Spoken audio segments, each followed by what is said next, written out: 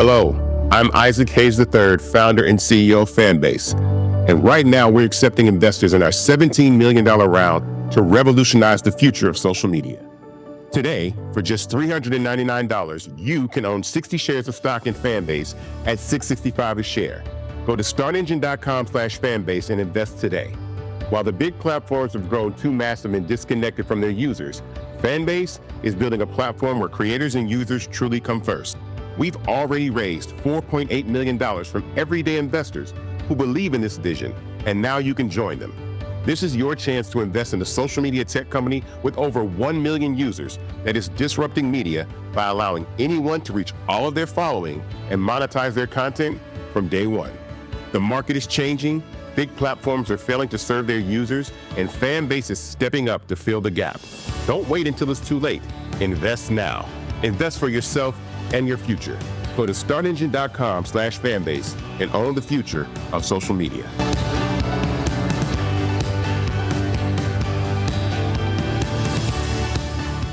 Folks, Black Star Network is here.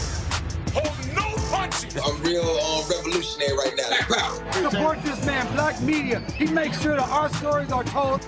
Thank you for being the voice of Black America, Roland. Stay black. I love y'all. All momentum we have now, we have to keep this going. The video looks phenomenal. See, there's a difference between Black Star Network and Black-owned media and something like CNN. You can't be Black-owned media and be scared. It's time to be smart. Bring your eyeballs home. You dig?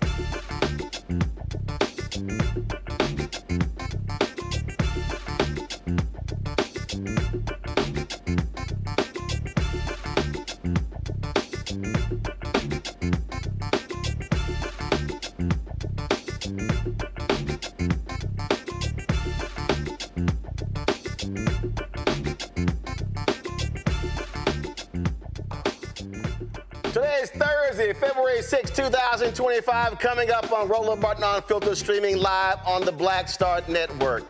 Today, a judge heard a case regarding the Justice Department's decision to publicly release the names of thousands of FBI agents and other personnel who investigated the January 6 insurrection. We'll talk to one of the attorneys representing some of the FBI agents regarding this hearing.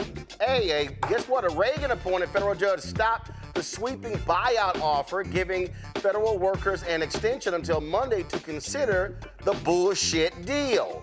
In tonight's edition of the Crockett Chronicles, Texas Congresswoman Jasmine Crockett torches Elon Musk and the twice-impeached, criminally convicted felon-in-chief Donald Trump, as well as her Republican colleagues, about their fake outrage.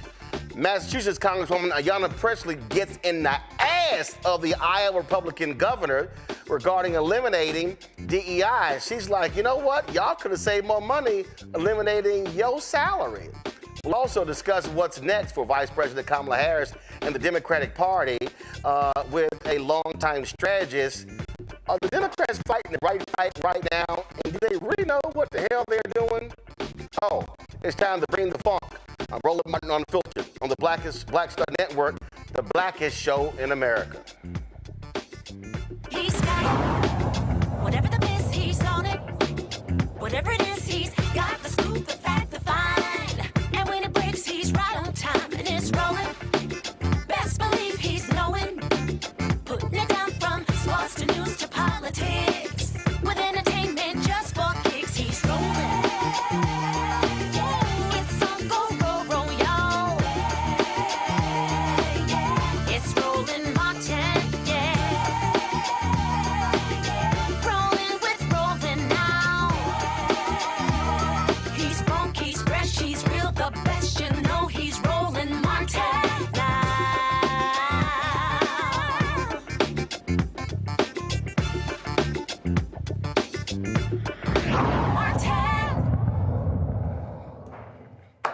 The stupid people have taken over 2 blocks from our offices. That's right. Justice Department lawyers announced on Thursday that they have no immediate plans to publicly release the name of the thousands of FBI agents and other personnel who investigated the white insurrection that took place on January 6, 2021. That's right. They expressed a willingness to reach an agreement preventing them from doing so while litigation related to the matter continues. Now, we told y'all what happened. Trump comes in and he's all about retribution. What does he do? He names the acting U.S. attorney for Washington, D.C., the lawyer for the Proud Boys and the Oath Keepers. Then they've been methodically targeting various agents. They replaced 20 field directors as well, and they are scaring to death people all throughout the FBI. Then, of course, you have this idiot he wants to put over the FBI, Kash Patel, who is nuts, and will tell you what even Republican Chuck Grassley was like, yeah, we gonna hold off on a vote on his dumb ass before our hearing. Pam Keith is an attorney representing some of the FBI agents who joins us right now. And Pam, let's just be real clear here.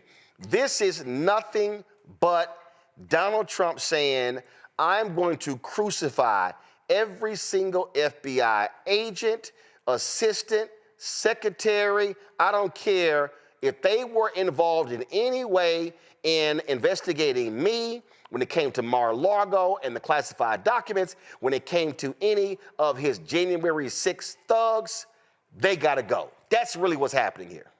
I mean, I think that's absolutely our concern, Roland. What the intention behind this order is the biggest problem. The biggest problem is that the instruction is to gather all this information so that they can identify who was quote unquote partisan and who was quote unquote weaponized in investigating the January 6th cases. Because what they're trying to do is shift the narrative to say that nothing bad happened on January 6th and all of the investigation was politically motivated. Because they're trying to turn the good guys into the bad guys and the bad guys into the good guys. And this is a PR ploy.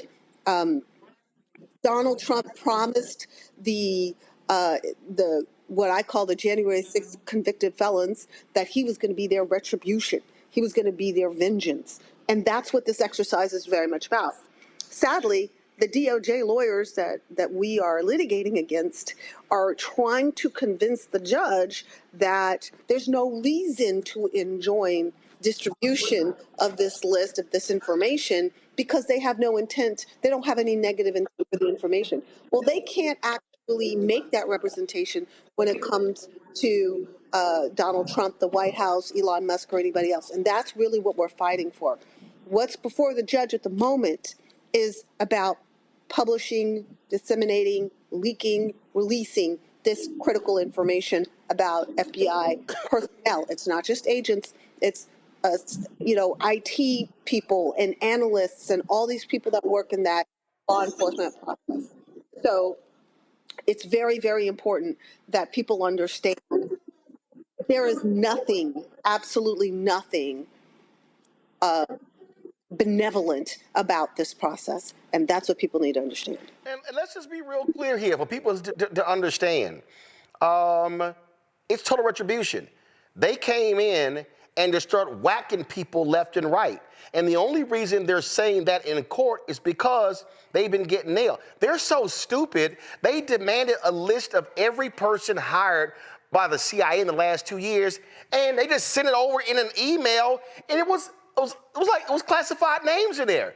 These people are nuts. Right. And Roland, the problem is not just what this does to agents in the moment, personnel in the moment. It is what this does to the national security of the United States and the capacity to recruit and train agents into the future.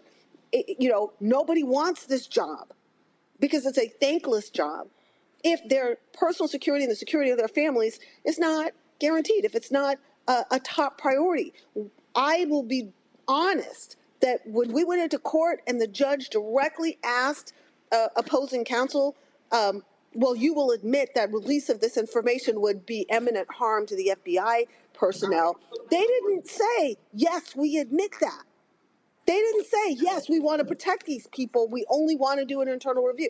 Instead, they kind of danced around it. Now, again, I'm not trying to impugn a nefarious intent to those lawyers, but they are hamstrung by what the intention of the administration actually is. Well, first of all, let's just be real clear. These are the same DOJ lawyers when they went before a Reagan judge when it came to the 14th Amendment and citizenship, where the judge literally was like, how you even got a bar license?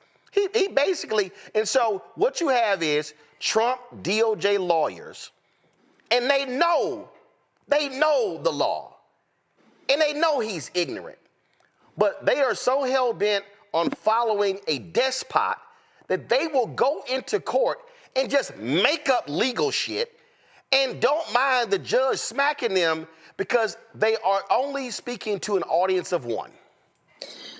I don't want to speak for them, Roland. I do. Go ahead. I'm sorry. Go ahead.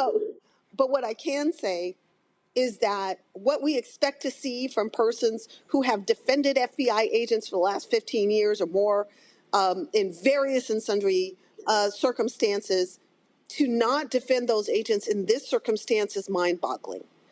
To not say that the national security interests of the United States lies in protecting these people. If you look at the chatter that is going on in social media by and between pardoned January 6 felons, they are champing at the bit for these names so that they can harass, target, and threaten these people. They are desperate for this information. They want Donald Trump to get this information to them. And so it is vital that we do everything we can to protect these people. The theory for gathering the information in the first place was so that DOJ could do a review of who acted in a partisan way or who acted in a weaponized way. But that's not how a chain of command works. A vertical chain of command is such that you follow the orders of the person above you. Everybody was following orders. And given that they were 1,500-0 when it came to getting convictions, I don't think there's even a straight-faced argument here that people were partisan or weaponized, right? What the DOJ and what the Trump administration is trying to do is say that everything that happened on January 6th didn't actually happen. No crimes happened. No criminal behavior happened. And DOJ just went on this frolic of just randomly finding people to prosecute. You know, and I know that's not true. Yep. And when they found people who committed crimes on that day, they followed the evidence, they gathered that evidence, they presented that evidence to grand juries, to judges, and they got convictions. That's Donald Trump's efforts to undo that, to assuage his own ego, is being put above the national security interests of the United States of America. That's what should offend everybody. Absolutely. Pam Keith, we appreciate it. Keep us abreast of what happens because, trust me, I think lawyers like you are going to be real busy over the next 4 years because of the incompetent idiots who are now running the federal government. Thanks a lot. You're welcome, Roland. Thanks for having me. Folks, one of the things that happened today is Republican Senator Chuck Grassley, who chairs the Senate Judiciary Committee, he aligned with Democrats and said, you know what, I don't think I'm ready to move forward on a vote for that fool Kash Patel to run the FBI. Watch. Good morning. Today's markup will be brief, so I'll get right down to business. On our agenda, we've got 3 administrative committee matters and 1 nomination listed.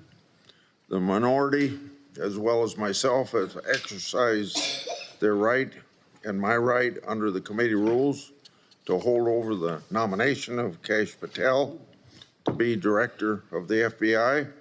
So that nomination is held over. All right, then. So we're going to talk about that after the break. We come back with our panel. And I know they got lots to say about what's going on. You're watching Roland Martin Unfiltered right here on the Black Star Network. What's up, y'all? Look, Fanbase is more than a platform. It's a movement to empower creators, offering a unique opportunity for everyday people to invest in Black-owned tech, infrastructure, and help shape the future of social media. Investing in technology is essential for creating long-term wealth and influence in the digital age. The Black community must not only consume tech, we must own it. Discover how equity crowdfunding can serve as a powerful tool for funding Black businesses, allowing entrepreneurs to raise capital directly through their community through the Jobs Act.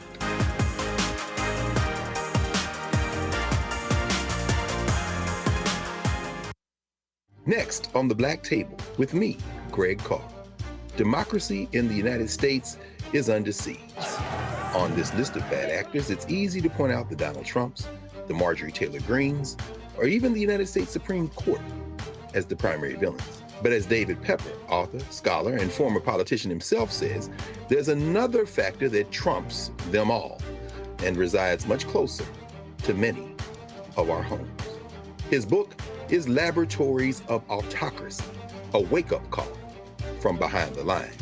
So these state houses get hijacked by the far right, then they gerrymander, they suppress the opposition, and that allows them to legislate in a way that doesn't reflect the people of that state. David Pepper joins us on the next Black Table, here on the Black Star Network.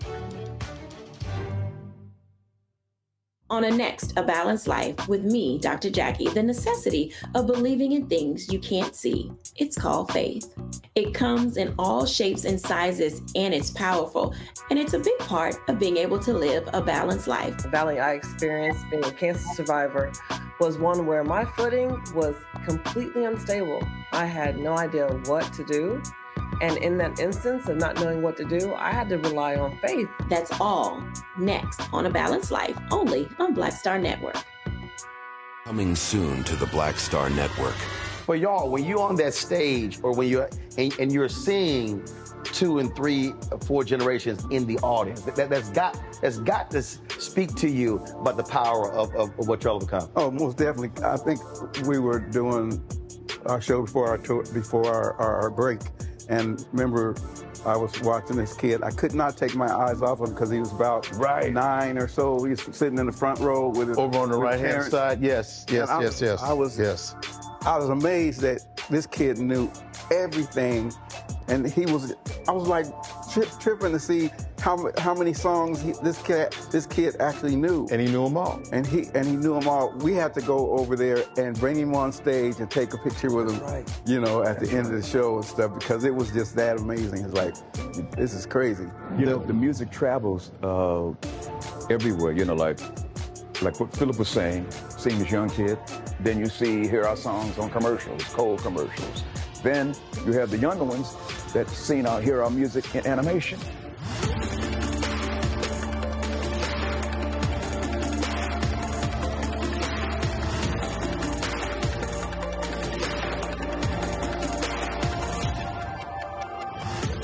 Carl Payne pretending to be Roland Martin. Holla! You ain't got to wear black and gold every damn place, okay? Ooh, I'm an alpha, yay.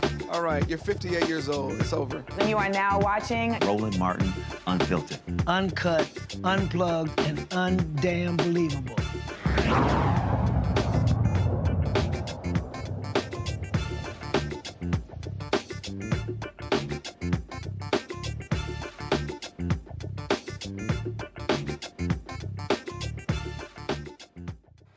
Oh, Chris Spencer just mad he couldn't get in. All right, y'all, let's go to our panel. Man, it's time to bring the funk. Nola Haynes, Dr. Nola Haynes, Georgetown University School of International Foreign Service.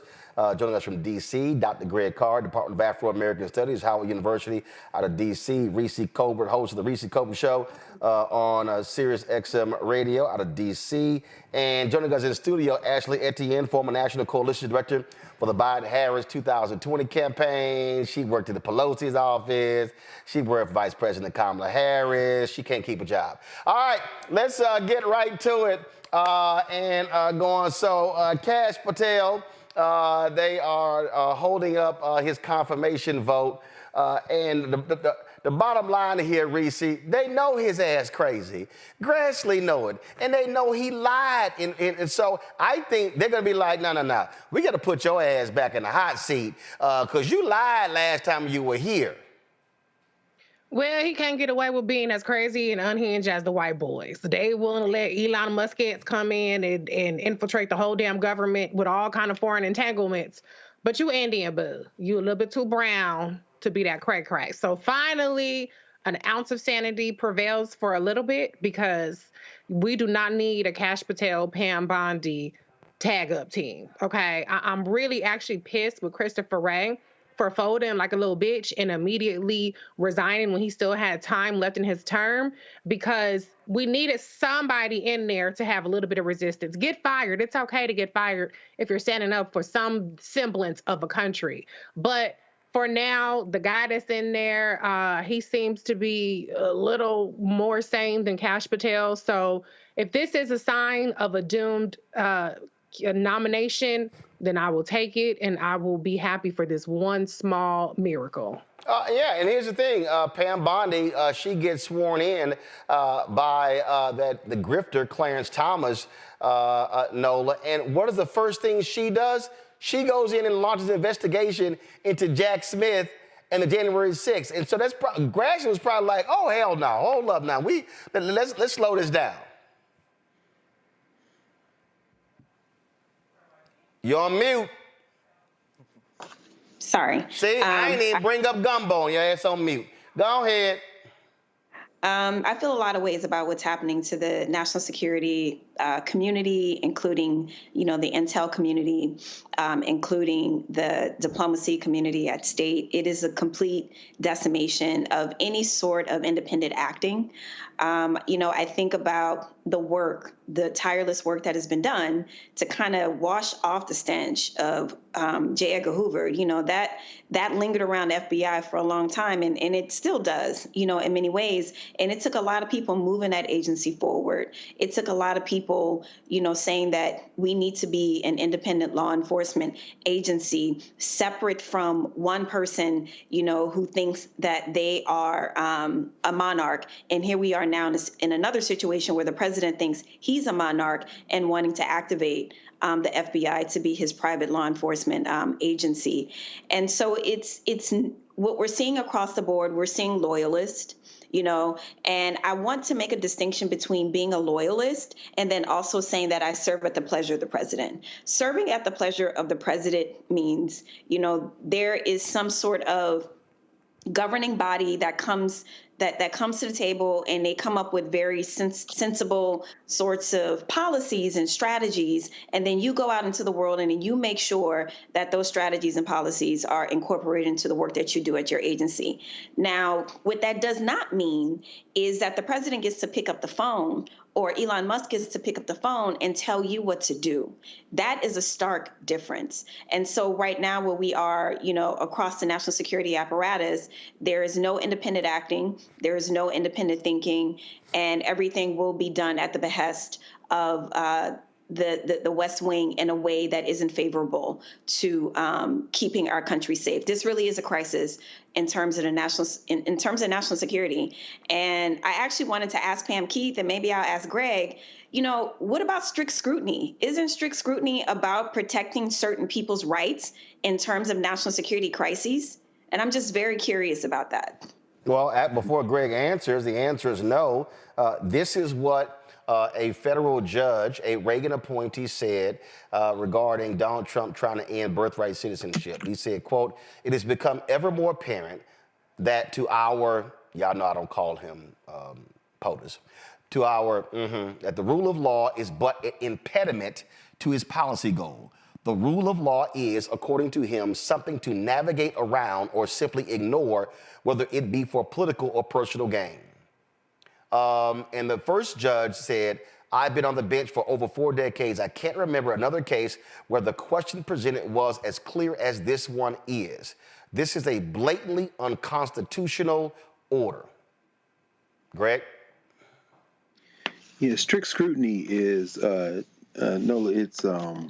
it's a standard of review that is limited to something called discrete and insular minorities. It goes back to a case, one of the bedrocks of it, Caroline Products case, famous footnote 4, where the idea is that there are minorities in the society who, if you pass a law that evokes them or involves them, that law has to meet a higher standard of review because they are more vulnerable in the society. And so you have to apply what they call strict scrutiny. And then the law has to demonstrate that there's a compelling state interest at play. So, for example, segregation, okay, that involves black people. That's a discrete and insular minority. And so does segregation satisfy a compelling state interest? And the answer to that, of course, as we know, as Roland said, is no. So it doesn't apply generally. Now, the 14th Amendment would say, of course, there's due process and equal protection, but that due process has been steadily whittled away by judges, not the plain language of the 14th Amendment, but whittled away. And so, any law professor would tell you, or any lawyer would tell you that there's a difference between substantive due process. They fired me my job. It was wrong. I filed a complaint. We went through the review.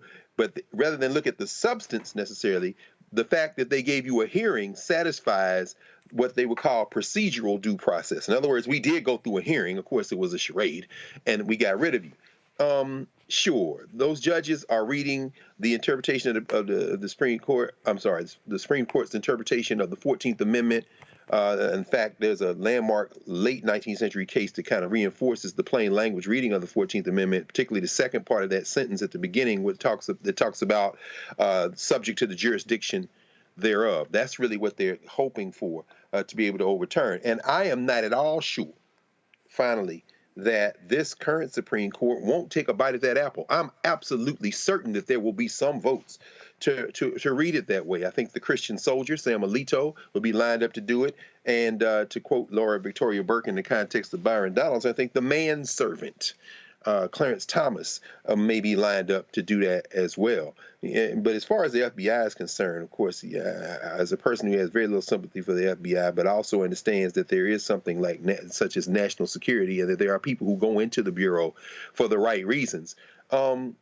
I think all bets are off. I agree with you. I agree with everything that has been said. This is a very real crisis. And even as Kash Patel, as you say, Reese, you're not white, son. So go ask your friend Vivek Ramaswamy how they treat you when they get finished with you. Byron Donalds didn't even get kicked in the tail. He didn't even get close enough to the room to get kicked in the tail. But what Chuck Grassley did today isn't unusual for the Senate Judiciary Committee, apparently. I mean, they have been known to do a 1-week punt to kind of slow down, even if, but the panel meeting in person was kind of unusual. The Democrats demanding that. So, I mean, I guess we'll see. If I had to bet, I'd say he's going to get confirmed. But yeah, at this moment, at least there's some pushback from the Democrats. Actually, the reality is these MAGA idiots don't care about the law. Here's a perfect example. Go to my iPad, Anthony. That idiot Buck Sexton, I think, who used to be a CIA or used to work there or something. He's a right-wing nutcase radio host. This is what he tweets. If you're wondering why so few federal government employees have taken an 8-month buyout package, remember that most of these civil servants are used to making $100,000 plus a year, doing little to no actual work, great health care and benefits, and a job they believe is guaranteed for life, blah, blah, blah, blah, blah. I actually responded to his tweet. I said, no, stupid. It's because the buyouts are bullshit. They aren't sanctioned by the government, by Congress. There's no money for it. So you would be an idiot to accept these buyouts, and also you potentially could lose your pension as a result. So, but they're too dumb to understand that. What they want is they want to just wreck everything.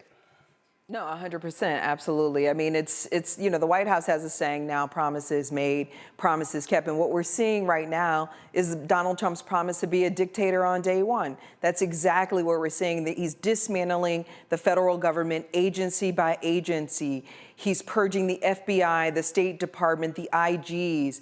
Again, he's allowed Elon Musk to go in and access grainy, sensitive information. What does that have to do with cutting government waste? Absolutely nothing. But the question is, where is that information going? What is he doing with it? But, so for me, it's that's what it boils down to. Donald Trump is keeping his promise to be a dictator on day one. And I think the mistake that Democrats made, the mistake that we continue to make, not just in the media, but even as pundits, is we don't give Donald Trump enough credit. I mean, his first term, the first place he went to was to the CIA. Why did he go to the CIA and he shat on the wall there, the sacred wall there of the CIA, and he attacked the CIA? Is because he understands, which is why he's trying to put Kash Patel there, which is why he's trying to put Tulsi Gabbard, who is a compromised individual, running our national secrets, is because he understands that first he needs to get at these agencies, undermine these agencies that'll come after him, that'll run interference, not just on his grifting,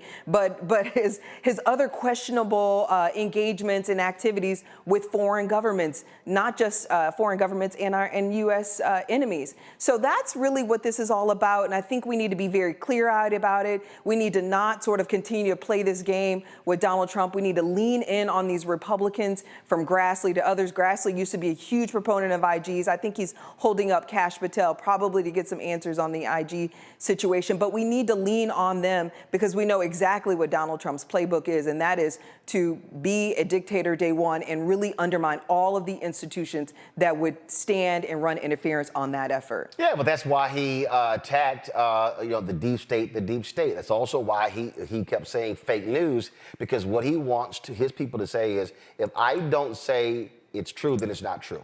Absolutely. So by attacking the deep state, media, by attacking media, all these institutions, he wants to sow seeds of discontent. And Nola, the craziest thing here is that when you talk about FBI, CIA, national security, foreign, USAID, foreign investment, these were all hardcore Republican areas. This is where it was the most important thing in the world, standing against Russia. But they are kissing the ass with Trump and Putin. They literally have, I keep telling everybody, there is no such thing as that Republican Party. Oh, no. It is gone, and it ain't coming back. Absolutely. Absolutely. It's replacement theory. It's white fear. These are the things that they have decided to, really craft their priorities, their strategies, their policies. This is the guiding light. It is not about America, being that steward around the world. In terms of foreign aid, foreign assistance, we have retreated from that role.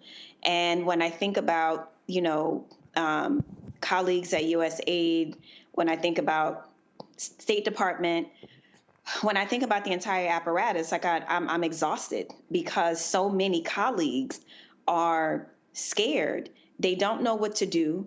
There's so much uncertainty. Last night I attended I attended a virtual something called a community table, and most of the folks in the room were USAID and state folks, and it was the young folks. It was the young folks who had just graduated. They did a fellowship, and now they were off to start their careers.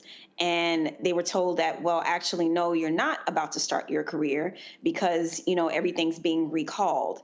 And so a sector where I have been talking about this all week, Roland, a sector where the Black middle class really was founded. It was really kind of structured around, having that good old federal government job. That's a joke within our community, but that's real. You know what I'm saying? Like that really is one of the things that created the Black middle class. And they are systematically dismantling the Black middle class brick by brick by brick. And, when I say that, I get some pushback from folks like, well, it's not just Black people in the federal government. No, but we are really overrepresented in the federal government. And I will stand 10 toes down on this. So many policies within the national security space, from DOD saying, the Secretary of Defense saying that diversity is not our strength. That is a slap in the face to a large part of the defense apparatus in this country. They have decided to lean into white supremacy. They have decided to lean into white fear, and it has absolutely nothing to do with governing. It has absolutely nothing to do with putting America first. We are in a moment where it's Trump over America. I mean, the one thing I want to say, Roland, is I think that Donald Trump, and he doesn't realize this, is really setting a trap for himself. There's going to be a confluence of things happening, right? You'll have the potential of 2 million federal employees that'll be laid off and unemployed. I've worked in a federal agency. I worked in the Obama White House. And the one thing that's most important in the federal government is continuity. So not having those people being able to execute on federal appropriations, federal programs, et cetera, is really going to hit his constituency the hardest. I mean, the one thing he likes to project is somehow the people who look like me, Black and brown people, are the ones who benefit the most from federal programs. But the reality is, and this is a dirty little secret we never talk about in politics, is it's those ruby red states that are the poorest.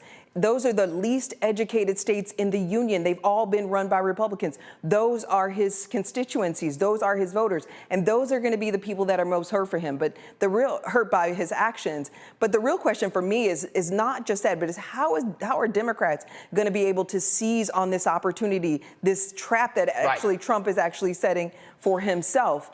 The reality is, I've got some ideas. We can wait and talk about that a little later when we get to that subject. But the point is are we going to go into these areas and take a play out of Trump's playbook and approach these people directly and say, listen, what do you have to lose? You've been living in the poorest state in the union, run by Republicans, right? You're going to have a situation where you're going to be hurt by this. Put a face on that pain and drive local headlines, and that'll start to pressure Republicans. And then you'll start to see some movement to get rid of Elon Musk, to get rid of some of these other billionaire cabinet secretaries. No, they're not going to do it. We actually discussed it the last couple of days, Reese, and the thing here is that, so it actually says it's a Trump it's a trap that Trump will get caught in. But actually what he's done is he's actually laid the trap, and the Heritage Foundation has laid the trap for Democrats. So what you have right now is this here. You have Democrats fighting for USAID. Mm-hmm. The nation hates giving money to foreigners. Okay? Mm-hmm. And so even though we understand why, we understand the importance of it, folks are like, oh, what the hell? We ain't giving money to anybody. So now what the MAGA's doing, now they're going through line by someone just posted USAID spent $8 million on this is what they posted. And first of all, let's be real clear. They post lots of lies. They spent $8 million to study flavored cigarettes for lesbians and gay people. I mean, and so then let's see here. they're throwing out, New York City Teachers Union received $22.4 million in taxpayer funds, and millions with the Politico from the government. And so what they're doing is they're forcing Democrats to defend government workers. Yeah, that we can't take the bait, though. And what they're doing is they're taking the bait, and I said the last 2 days, you have to thread the needle. You have to focus on the political impact of that. Yeah, put a face. And here's an example. So this is Congressman Stephen Horsford today trying to do it, but he didn't do it right. Play. Eggs in Nevada are now $9 a carton. The price for a pound of beef could hit $25. And gas, which was going down, could rise back up to $4 a gallon or more. And it won't stop there. Toys for children, food on our tables, the technology we rely on, it's all going up. Every Nevadan and every American is right to be alarmed and to feel anxious. This is not functional government. This is not what you voted for. It's government dismemberment. It's chaos. And so as part of my work in making sure that my constituents' voice are heard, I've launched a special website where my constituents can go and share information about the executive orders that have been implemented and how they're affecting their lives. I want to hear from you. I will listen to your concerns, and I'll work hard to defend your efforts. We are here to meet the actual needs of our constituents and to hold President Trump, his puppet master Musk, and their Doge bros accountable for their illegal violations of our laws and the United States Constitution. Okay, so that's decent. So that's good. Here's a perfect example of what I'm talking about. USAID, they've now slashed it from 10,000 employees to 290. USAID buys $2 billion worth of products from American farmers. So this is how I see it, Reese. I say, all right, Elon, and I would say, okay, co-president Elon Musk and Donald Trump, you want to slash USAID. All of you farmers in Iowa, Illinois, Wisconsin, you just lost $2 billion. And then I'm going to go through, these rural health centers in Georgia, South Carolina, you're not about to get your money. So I understand the congressman's from Nevada, but this is how, to me, you turn and say, yeah, all y'all, this is what you're now about to lose. Now, I didn't bring up a single USAID federal worker, but what I did say is, here are y'all who been complaining, make America great, you want to get paid and wages. They just cost you, the richest man in the world just took $2 billion from you. And then what you say is, congratulations. To me, that's the language that they have to be using in order to break through the show.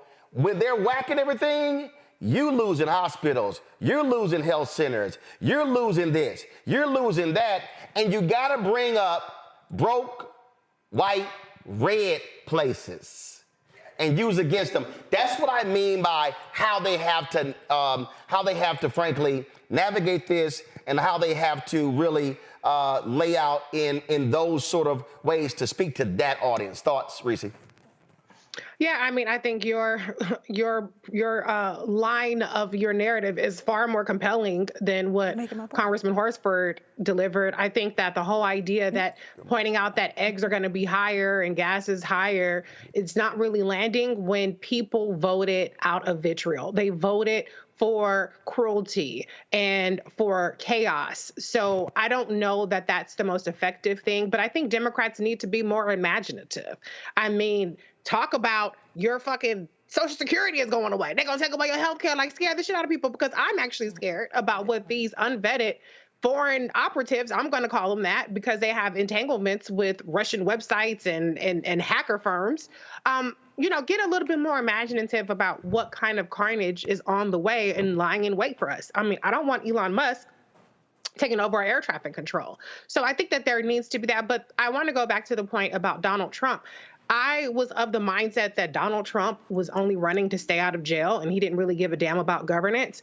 But now I'm convinced that Donald Trump is here to do exactly what he's doing. He does not want a functional government. He wants to completely deconstruct the entire federal government so that he alone has power and he can delegate Elon Musk or whoever to do his dirty work. But he does not want a functioning country. He does not want functioning institutions. So it doesn't really matter that breaking all this stuff is going to hurt his constituents because he's going to be in power at the end of the day. Well, I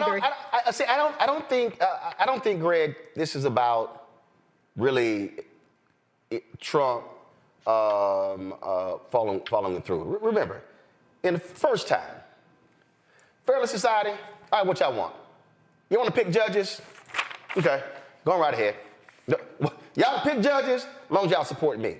So he outsources everything. The fact of the matter is, we kept saying he is going to enact Project 2025. He comes out, oh no, I don't know what it is, never heard of it, I don't want to read it. I think I heard some bad stuff in it. And he is executing the playbook. He's basically said to the Heritage Foundation, everybody, here y'all, don't do what y'all want to do. He just wants the pageantry. He just wants to be able to be the president, to go to the Super Bowl and stuff along those lines. And so he has, that's why I think it's worse. Well, wait, hold up. This is what I've always maintained even the first time. He is the Trojan horse. The reason the hardcore right has attached themselves to him, they didn't care about the affairs. They didn't care about him being a tax cheat. They cared nothing because they knew he was the perfect Trojan horse. He's going to let us do whatever. The man was against TikTok until David Yass started giving him money. He's like, hey, now I love it. He's totally transactional. Mm-hmm. So what he's doing is, I'm going to let y'all do whatever y'all want to do. Mm-hmm. Go on right ahead, because y'all elected me. Elon, you gave me $300 million and you pimped Twitter for me. Man, go on do whatever. I don't give a shit. He has no principles, no values, no ethics, no integrity. And so he's letting them run rampant. And that's why they're all in on whatever. That's why the Republicans in the House and Senate ain't saying nothing. Because whatever you want, he's going to give it to you because he actually doesn't care. But there's some strategy behind that, though, right? Greg, I got you, Greg. No, I agree. What Sister Etienne had to say, I agree wholeheartedly. Again, I'm not ambivalent about the short-term harm. I'm very clear about that. But first of all, Greg, let's be real clear. You've been saying for 6 years, I forgot the phrase that you used, this settler nation. Yeah. You like it's coming to an end, and people like, oh, Greg, stop it, and it's like, hello. You didn't say stop it. I mean, look, it's a simple reading of history. Empires fall, and we're at the end of this one.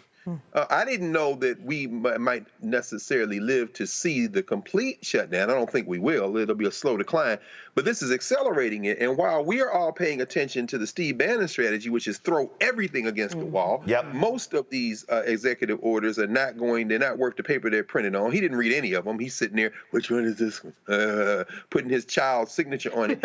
And even when he issued the pardons, they didn't even, that was like Chat GPT. They didn't even realize there was certain language you're supposed to put in it. It was just like, man, just print it. Let me just sign it.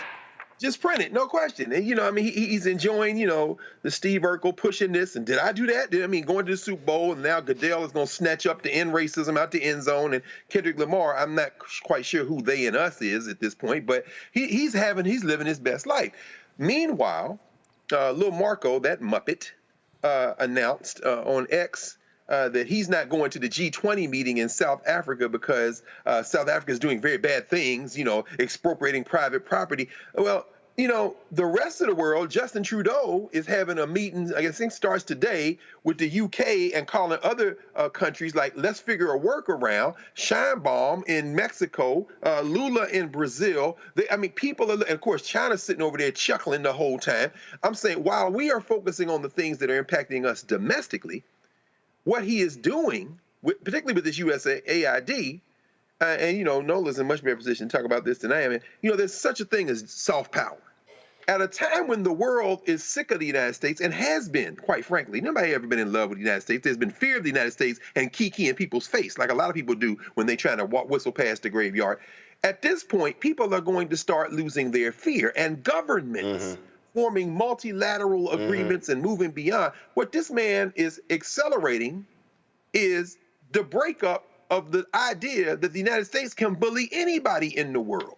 And I didn't think that we would see it so quickly. But even Justin Trudeau, who ran his ass down to Mar-a-Lago like a lapdog, now he's like, yo, UK, let me talk to you. Hey, let me holler at you now.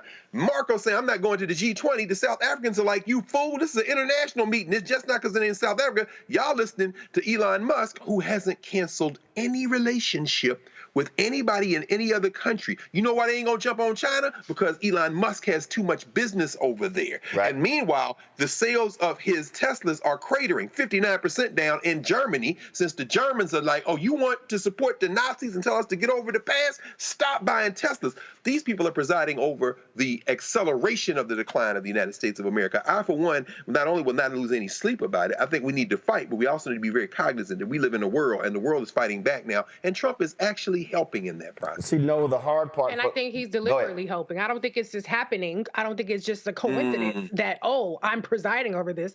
He's there for that reason. And I think that the sooner that we figure that out and stop acting like this is just some dope, goofy ass, just naive person who's getting ran over, he is here doing what he is supposed to do. Yeah, and that's why I've always believed that he was the Trojan horse.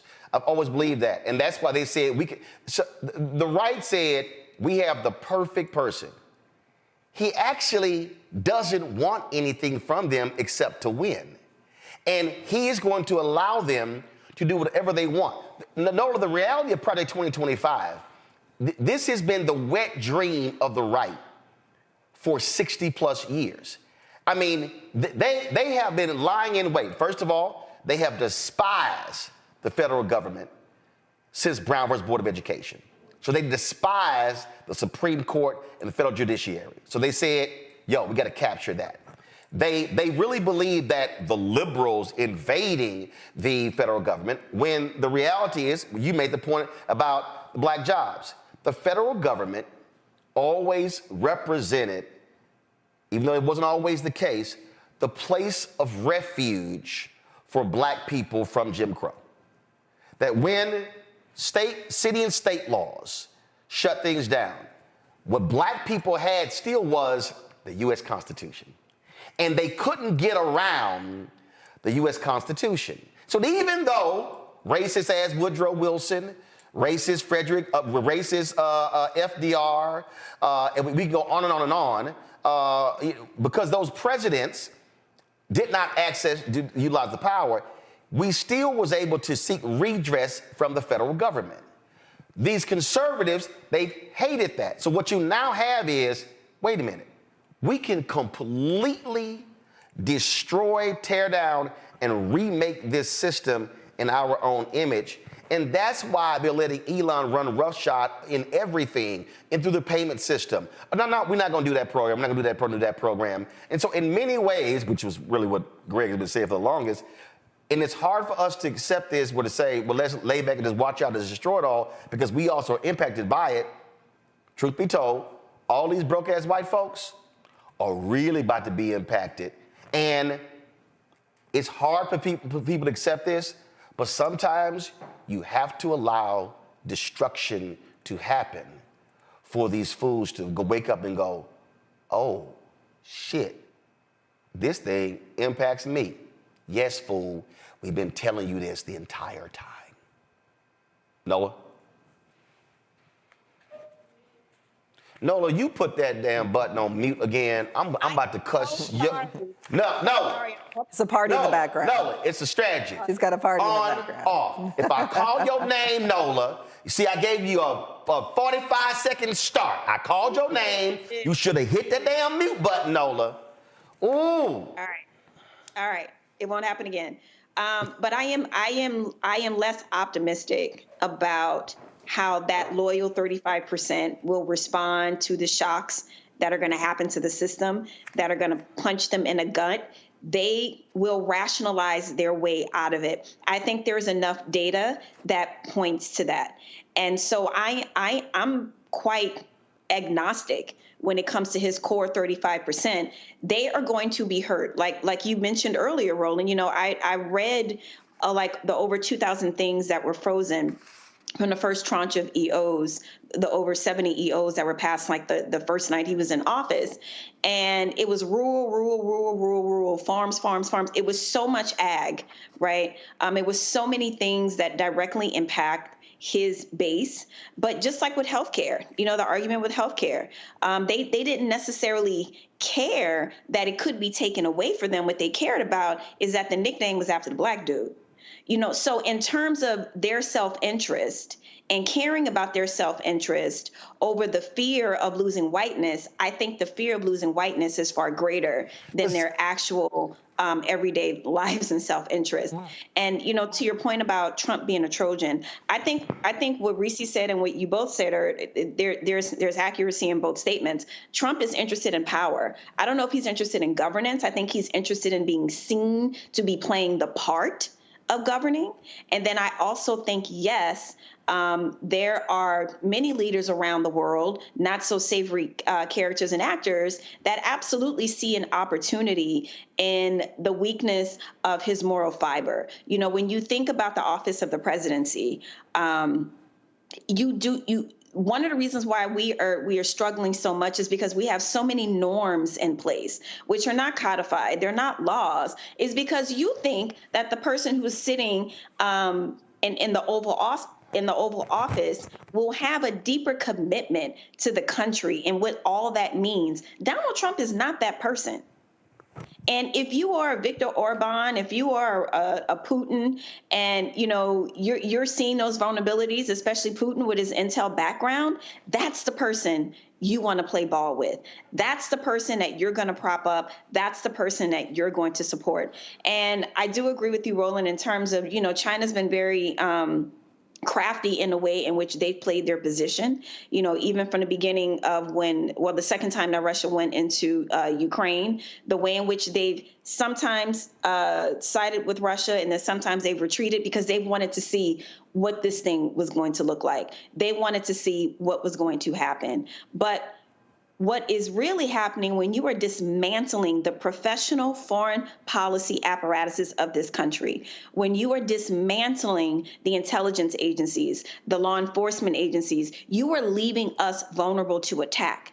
Do you think terrorists who their bread and butter is cut on the teeth of asymmetrical warfare, this is the perfect time to attack the United States of America because we're not looking, because every 5 seconds, there's some domestic crap that we're all in our group chats like, girl, did you see this? Oh my God, I can't believe this. I can't believe this. You know what? They are happy that we are preoccupied. And I really hope that this does not happen, but we are ripe.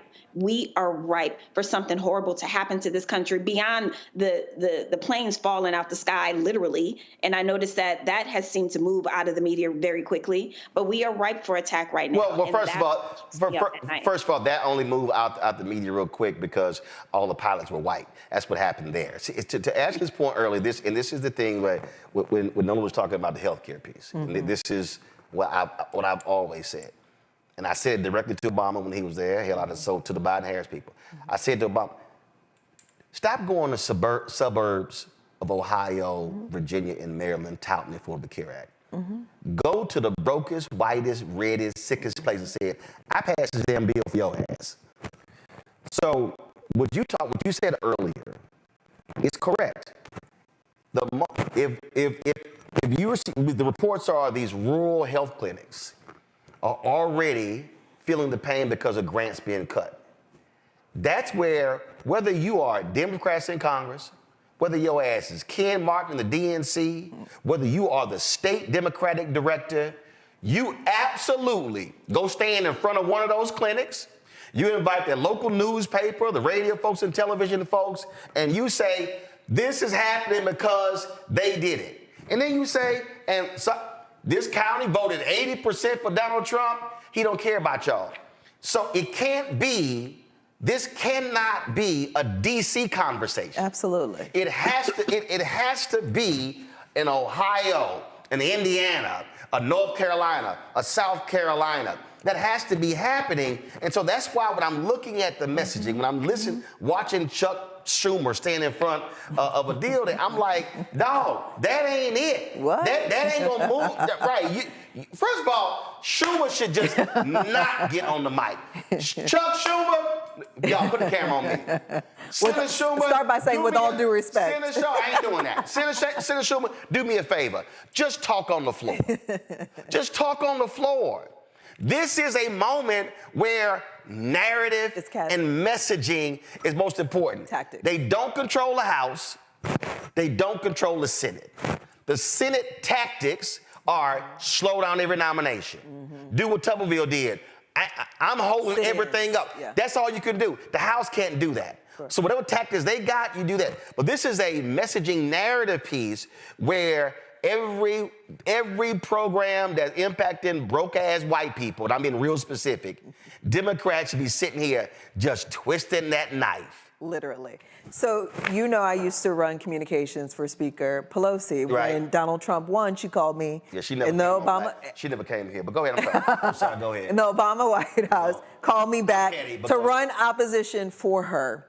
And what I did was I set up an apparatus that achieved exactly what you're talking about. We took the message outside of Washington, went into hyper-targeted districts, went into those districts with impact numbers. This is how this policy is going to hurt you. We partner with mayors, governors, local food banks, real people, literally put that entire apparatus together, and we ended up winning 40 seats in the midterm, and she became speaker all over again. Now, listen, people have a lot to say about Nancy. You were one of those included. Well, my issue with Nancy is she would go do white media. She wouldn't do black media. No, that's true. And you know, I was advocating for her to do black media. Any black media. But nevertheless, she pulled together that, you know, me working with her pulled together that apparatus to do that. And so right now, to be completely frank and honest with you, I'm not seeing that same level of energy, aggression coming out of House Democrats. All due respect to Hakeem Jeffries, I don't even get any talking points in my inbox. So I'm not even sure what the strategy is or what I should be saying on shows like yours and others. So that's really a problem which for makes me. no sense. But can I just add one thing? The reason why this concerns me is not just as he needs the apparatus to sustain itself over not just the midterm, but going into the next presidential election, is that Donald Trump is a lame duck.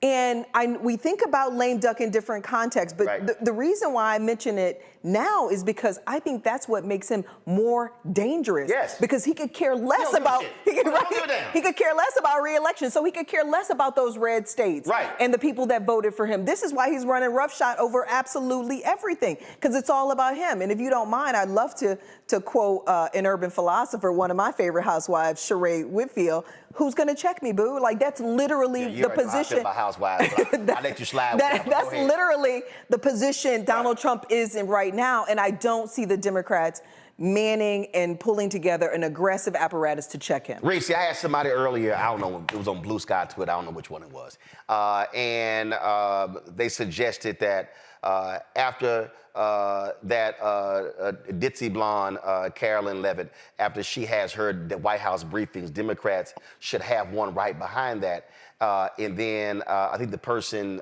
said Schumer and Jeffries. I said, no, that's Ken Martin's job.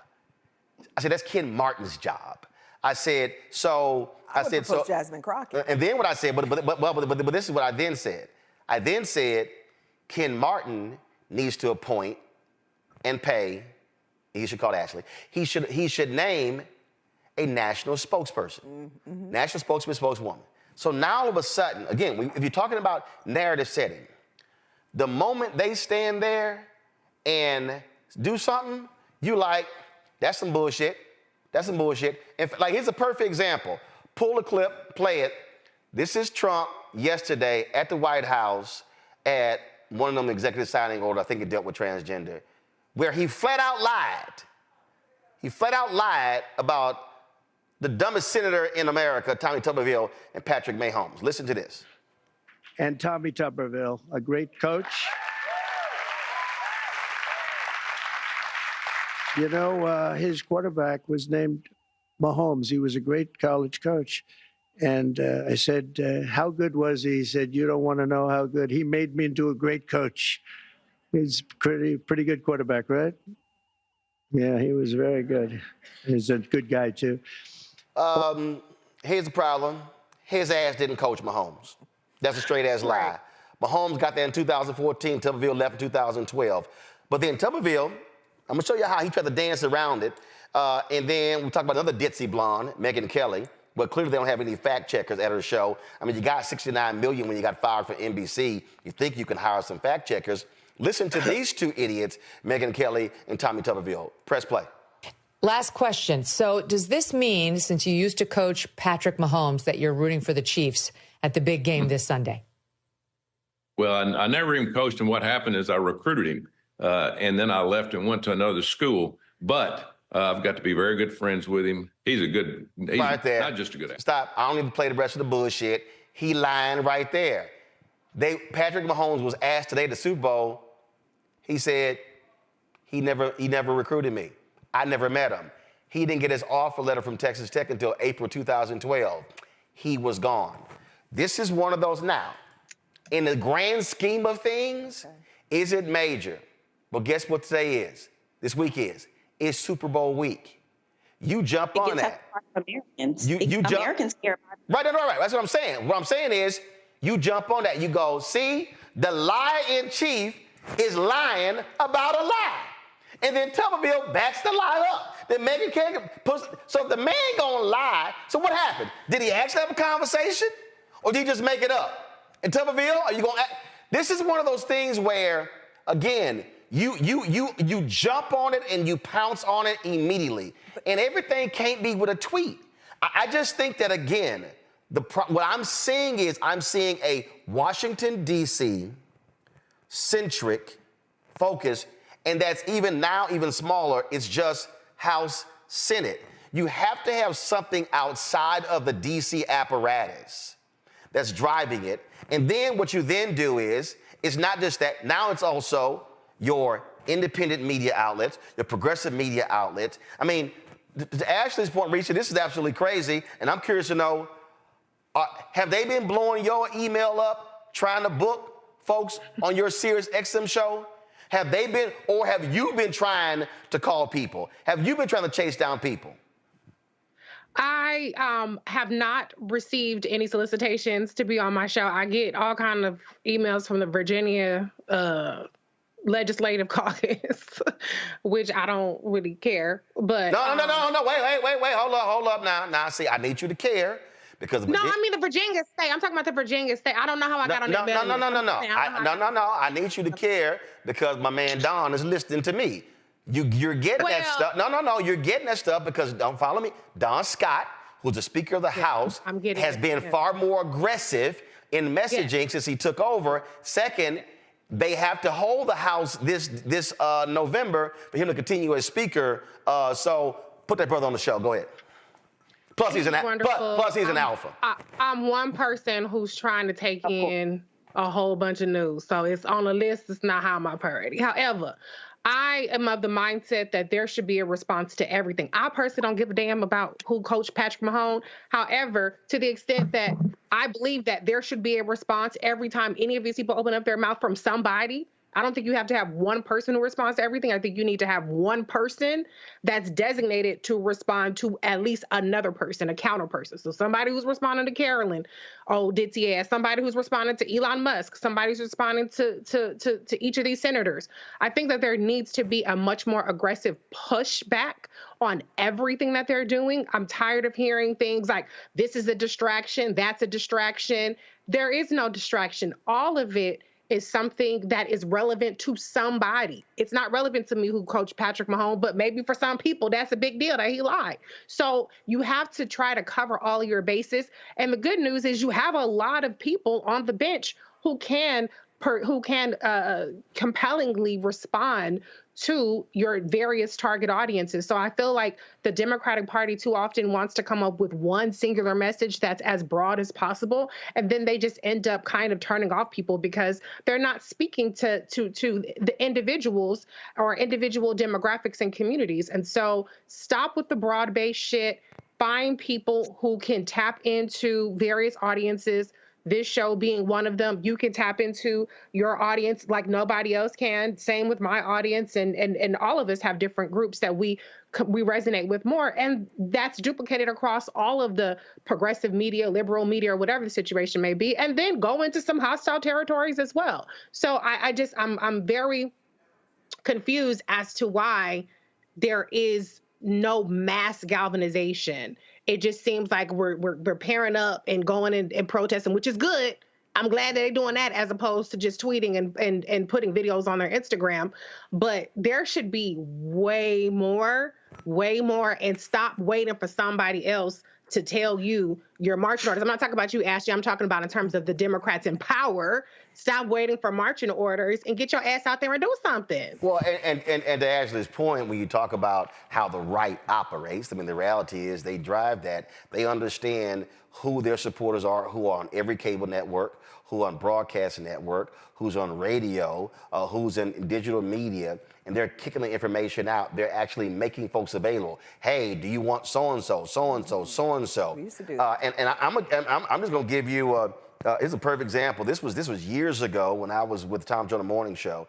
That was a project I worked on with ABC Radio, and I don't know what the hell it was. We were trying to work. It was something dealing with one of those wiretap laws. This was post 9/11, and I remember I made one phone call. I made one phone call to the House Republican Caucus. That email got sent to every press secretary of every House member. Within 10 minutes, I had multiple folk trying to get their boss on this program to get interviewed. I can tell you right now, that don't happen with Democrats. That don't happen with the Congressional Black Caucus.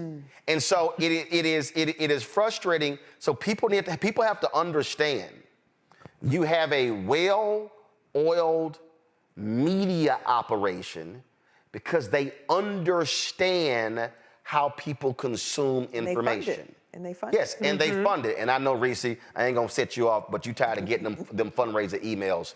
I seen your videos. But can I just add one thing, Roland? I have a radio show. Urban View does political programming for 8 hours a day. There's no reason why it's such a nightmare to schedule people. You have to go back and forth, schedule a million emails. Call in. You're right down the street from the Capitol. They can pop in your studio. They know what time you're on every day. So they need. I'm just saying. But if it's not, but circumstances. That only happens. So sometimes you got to step out. But that only happens if you consider that to be a priority. And so, and this is the thing that. And I'm gonna say this here because I just keep saying Democrats operate in analog as opposed to digital. It's a perfect example. 2024, or maybe it was 23. It was last year as well. Senate Democrats had a Black Media Roundtable. All right. I was there. Okay. All right. So we go. That's now progress. No. You would start cussing, Ashley. Trust me. So we go. Carol, my producer, she's communicating with them. They said, yes, you can record it. Now everybody know this is a digital TV show. Okay. So when you say you can record it, right? We thinking video. I show up, roll up, start taking my tripod camera up. White staffer. Mr. Martin, are you about to live stream and video record? Yes. No, there's no video recording. This is audio only. I said, I'm sorry. This is audio only? We told y'all what. So I sit down. It's 20 senators. Klobuchar leading the meeting, Schumer's to her left, Corey's to her left, Warnock's there. I text Booker and Warnock, said, this is stupid as hell. I said, what are y'all? I said, this makes no sense. If you're gonna be on the record, do video. So we get to ask questions. They get to me, Nola, and I then go. That's your key, Nola. Make sure you're not on mute. They get to me, and I say, I say a statement first. I said, I have listened to y'all talk for almost 30 minutes about how y'all doing these wonderful things for black people and wonderful things for America, and how no one really knows. I said, probably it's because you have rules like audio only. I said, do you understand that something that one of you could say could get posted on Instagram, on any platform, that could go viral? Now, mind you, Corey's laughing because when I went off on the Republican about pro-life on our show in 2022, he had just reposted that. It was 2 years later. He just reposted it, and it went viral again. And I said, I can't do nothing with audio. I got to go back and make a slideshow to post it. I said, this makes no sense. Y'all, no lie. Schumer leans over, and he's talking to Klobuchar, and I'm sitting there going, somebody's going to make an executive decision. You know what, Roland? You're right. Go and record. No! They went forward with audio only. And I just sat there and I just went, ain't nobody. It was an hour and a half, 2 hour session. I don't think anybody reported on anything out of that meeting. That's the dumb stuff I'm talking about. You're operating in a digital world and you are thinking analog. Absolutely, 1,000%. Nola, go ahead. Yeah, I mean, listen, right after the election, Hakeem Jeffries had an event with Liz Cheney, which was interesting. But I remember, one of the first things he said was that Democrats communicate in fine print. And, the audience chuckled and, it was cute for the moment. But that is the problem. When we're talking about Republicans spent money to advertise on Tubi, y'all. Tubi. And if you listen to Christian radio, all you heard all day long was, do you want your daughters going to the bathroom? And there might be a man in there. Mm-hmm. It is simple. It goes to the heart of people, usually scaring the hell out of people. But it is these simple messages that connect with people. And Roland, to your point, the reason why it's important in the United States of America to call somebody out on football is because more people care about football, more people care about the Super Bowl than the conversation that we're having right now. This is kind of like a heartland sort of situation. You call somebody out about lying about football, the thing that most Americans care the most about, you're going to get some sort of reaction. You're going to get some sort of discussion. Since I have been here in D.C., the amount of D.C. conversations that take place that are not rooted in reality on any level is mind-boggling to me. The way in which people communicate here, it's robotic. It's not relatable at all. And so when we're trying to talk about policy, we're trying to talk about why these things matter for you. At the end of the day, what people care about is their own little enclaves, right? Their own little kingdoms that they've built for themselves and their communities and what's going to happen in that little bubble. They could care less about the policy speak that goes on in D.C. And whatever table I am sitting at, from my New Orleans hat to my California hat, Dems have got to, it's not just about messaging different. It's not just about messaging different. They have got to understand who they are messaging to. I don't think they understand who they are messaging to. And then the second thing I'll say out in here, part of the messaging problem is who's doing the messaging, right?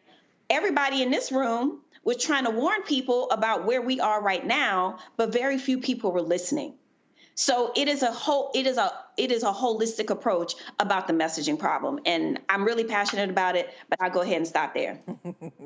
No, I just wanted to weigh in and say this. I think you're absolutely right. We need to really take a play out of Trump's book. And here's the thing is we get so caught up, and I hate to challenge you, Roland, from earlier, we get so caught up in what's true and what's not true. We're living in a factless society now. That's where we are right now. Facts don't matter. That's the first objective of Donald Trump's, was to undermine the facts. That's exactly what he's been doing over the past 8 years, and he's incredibly successful at it. But to your point, what he's been able to do is he knows his audience better than anybody else. So of course he probably knows that the senator didn't coach Patrick Mahomes, but that's not what the objective is. The objective was to... No, it don't. He a lie about a lie.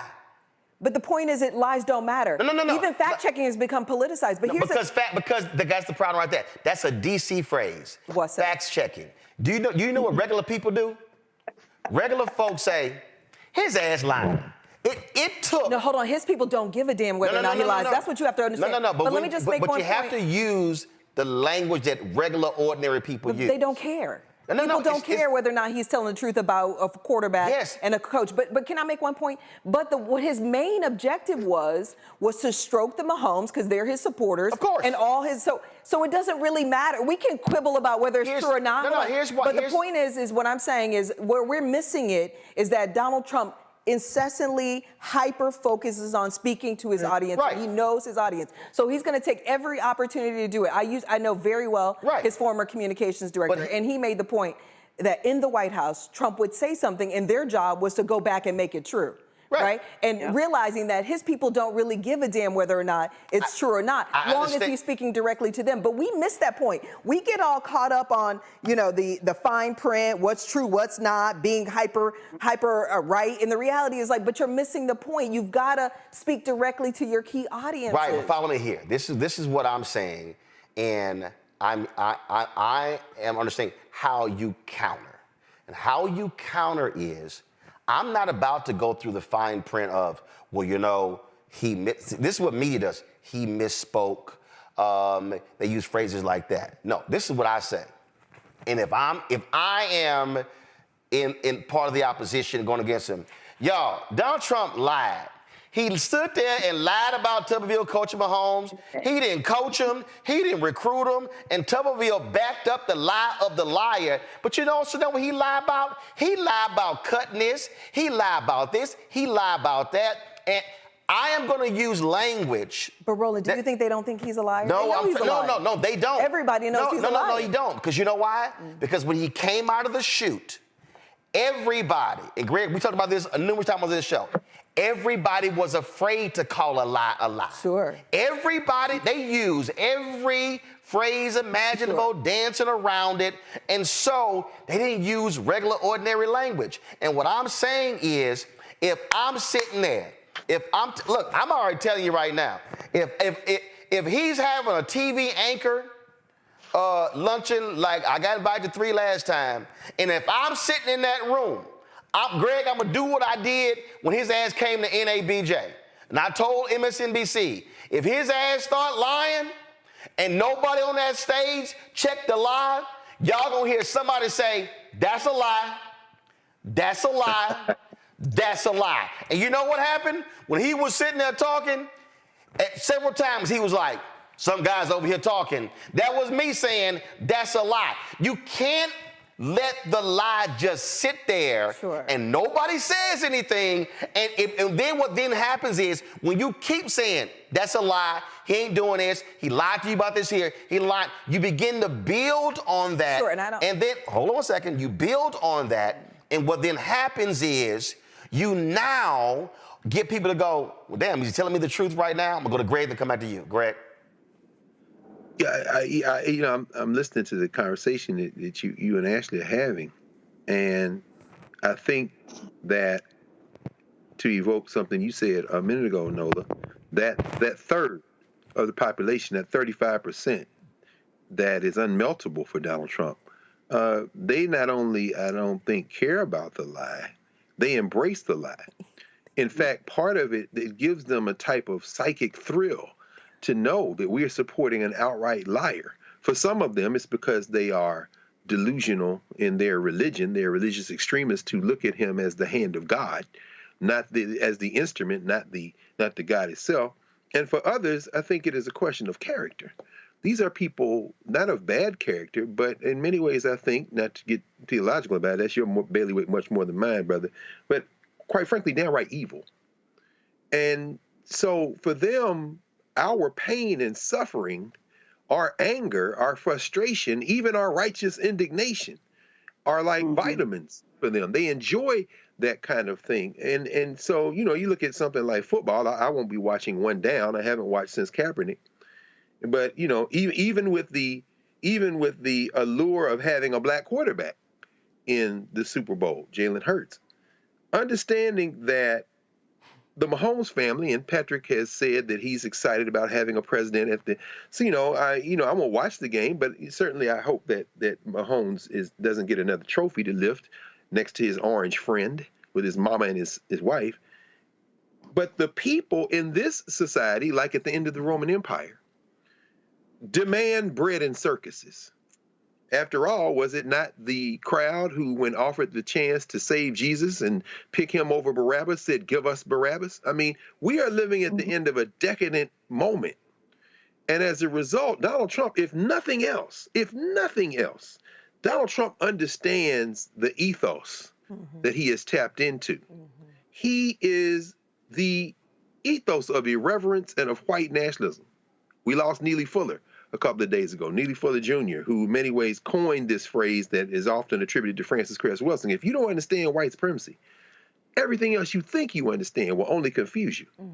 And I think we get frustrated, but they like this kind of thing. They live for it. Yeah, I think you're right. No, the one thing I would say, I think you're 100% right. Everything you said is absolutely right. But Roland, to get back to your point, I don't disagree with you. I think you need to call him out on the lies. But what's important is your previous point and my previous point is you've got to contextualize it. What you have to explain to people is how those lies are impacting and hurting their lives. Why it matters to me that he's lying about something so significant as our national security, as something so significant as the interest of our allies. That's what or bread, the cost of bread, or lowering costs. I mean, right, he said he's got a mandate to lower costs. Now he's backing off of that commitment, right? It's gonna be too hard. I can't guarantee you that people won't feel the pain of my tariffs. So you've got to go back into those communities and explain to people why the lie matters in their lives. And I think that's where you have the combination of an effective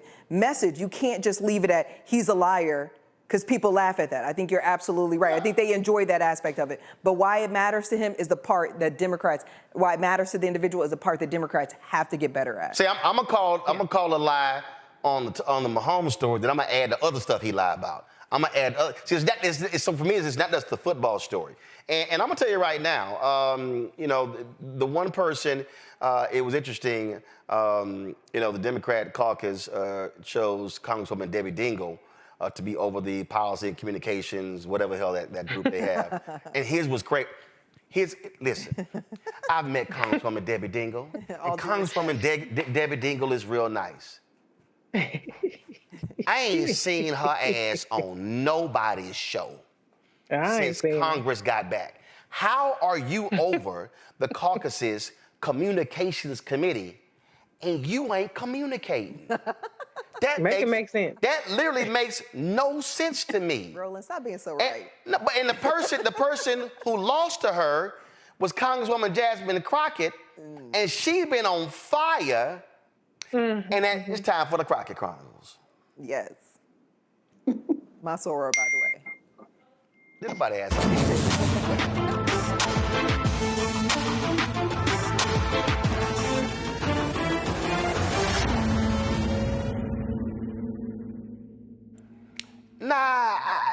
Nah, I'm a constituent of the Congresswoman. I'm a voter in the 30th district in Texas. I still that's my homestead there. And yesterday, she had some time. She had some time yesterday, and brought a whole lot of receipts yesterday. And so I just want y'all to enjoy the next 5 minutes. Chair recognizes Ms. Crockett. Thank you so much, Mr. Chair. It's the faux outrage for me. It's as faux news that I'm hearing, because somehow you guys, and when I say you guys, I am referring to my Republican colleagues, pretend as if you are the heroes of the story. But let me remind you who set the House on fire. It was y'all. So let me go ahead and handle these receipts, because I know that I always have to have proof, even though I guess our education system is failing us, because it seems like facts don't seem to faze people that vote for y'all. But I'm going to do it anyway. So when we talk about debt, I'd ask for unanimous consent to enter into a record this article that says Donald Trump built a national debt so big, even before the pandemic, that it'll weigh down the economy for years. Without objection, so ordered. Thank you so much. In fact, it talked about the fact that he ran up our debt almost $8 trillion. It was estimated to be $7.8 trillion at that time. And this is it's actually the third biggest increase ever under any presidential administration. So I don't understand how y'all gonna play the heroes. I also want to just kind of be clear about some basic level setting of civics, because it seems like civics is evading us. And listen, Governor, I actually appreciate you. I know that in today's times, for whatever reason, if you got a D or an R in front of your name, it has to be all hostile. Listen, I am a former business owner. If I was not sitting in this seat, I would still have my law firm, but you know, we have rules, right? So I'm not allowed to practice law. I'm not allowed to do a lot of other things, because ethics decides that that's not really a good thing, to make sure that the American people can trust that I don't have any divided interest. In fact, we do that for people that run our treasury typically. So I'm curious to know if you have an elected treasurer in your state. And you do, actually. We do. I know you do, because I looked him up. And I'm curious to know. So it's my guess that he's the one that actually controls all of the treasury systems that you have, correct? Some of the investments. He controls some of the investments, but also monies that need to be disseminated by the state, that's done by him, correct? Department of Management in the Treasurer's Office. Okay. In the Treasurer's Office. Two separate agencies. Okay, but you have an agency that does that, correct? Yes. Okay, and as you are having this agency do that, these are people that have some sort of ethics that they have to follow, I'm sure. I'm going out on a limb, because I don't know how anything works in Iowa. I'm just being honest with you. Yes. Okay. Here is the deal. I want the American people to understand that Democrats are not against efficiency. In fact, the last time that this country actually ran to the extent that there was a balanced budget and actually there was a surplus, it was a Democrat in the White House. His name was President Clinton. So we are not against this. What we are against is this idea that we will evade the Constitution, or we will evade our own constitutional. In fact, it's not even an invasion. At this point, it feels as if y'all have just decided that y'all are going to castrate your constitutional duty and hand it over to someone who is unelected. It doesn't matter how many cheerleaders he had on the fields campaigning for him. That doesn't mean that he gets to go in and sit atop any of our agencies. And the fact that we had a vote today and we asked to bring him in because we have a constitutional duty, we all took our oath, and maybe some of y'all just don't take it seriously, but I take it seriously when I take an oath to do a job, and my job is to look out and make sure that we don't have any kings or queens in this country. But it seems like y'all have decided that it's going to be Mr. King and his queen, and y'all can pick which one is which. But either way, I want to also talk about, Governor, I'm curious to know if you know the answers to these questions. Which party controls the White House? Republican. Which party controls the Senate? Republican. Which party controls the House? Republican. Is that about what the makeup is in Iowa? Yes. And that has allowed you to be able to get your agenda across, correct? Yes. And you haven't had to bring in somebody to basically usurp any types of norms because you worked through the process, correct? Well, I did executive orders, Yes or no? 2080 agreements, and then went to the legislature as well. It wasn't all of the above. I'm going to reclaim my time because I only got so much time left. I also want to point out that you specifically talked about that you recently had 3 national declarations for disasters, and I want to enter into the record a unanimous consent. Trump moves to abolish FEMA, shift disaster response to states. Without objection. And my final unanimous consent I'd ask says that Mike Johnson's budget plan is at risk of collapse, even though we know that y'all control all three levers of government. So if this is what y'all want to do, then go ahead and clean it up and fix it and just go through the process. And honestly, there's nothing that we will be able to say about it. And with that, I will yield. Ooh, that wasn't the only person who lit the Iowa governor up. Massachusetts Congresswoman Ayana Pressley also tore into that ass.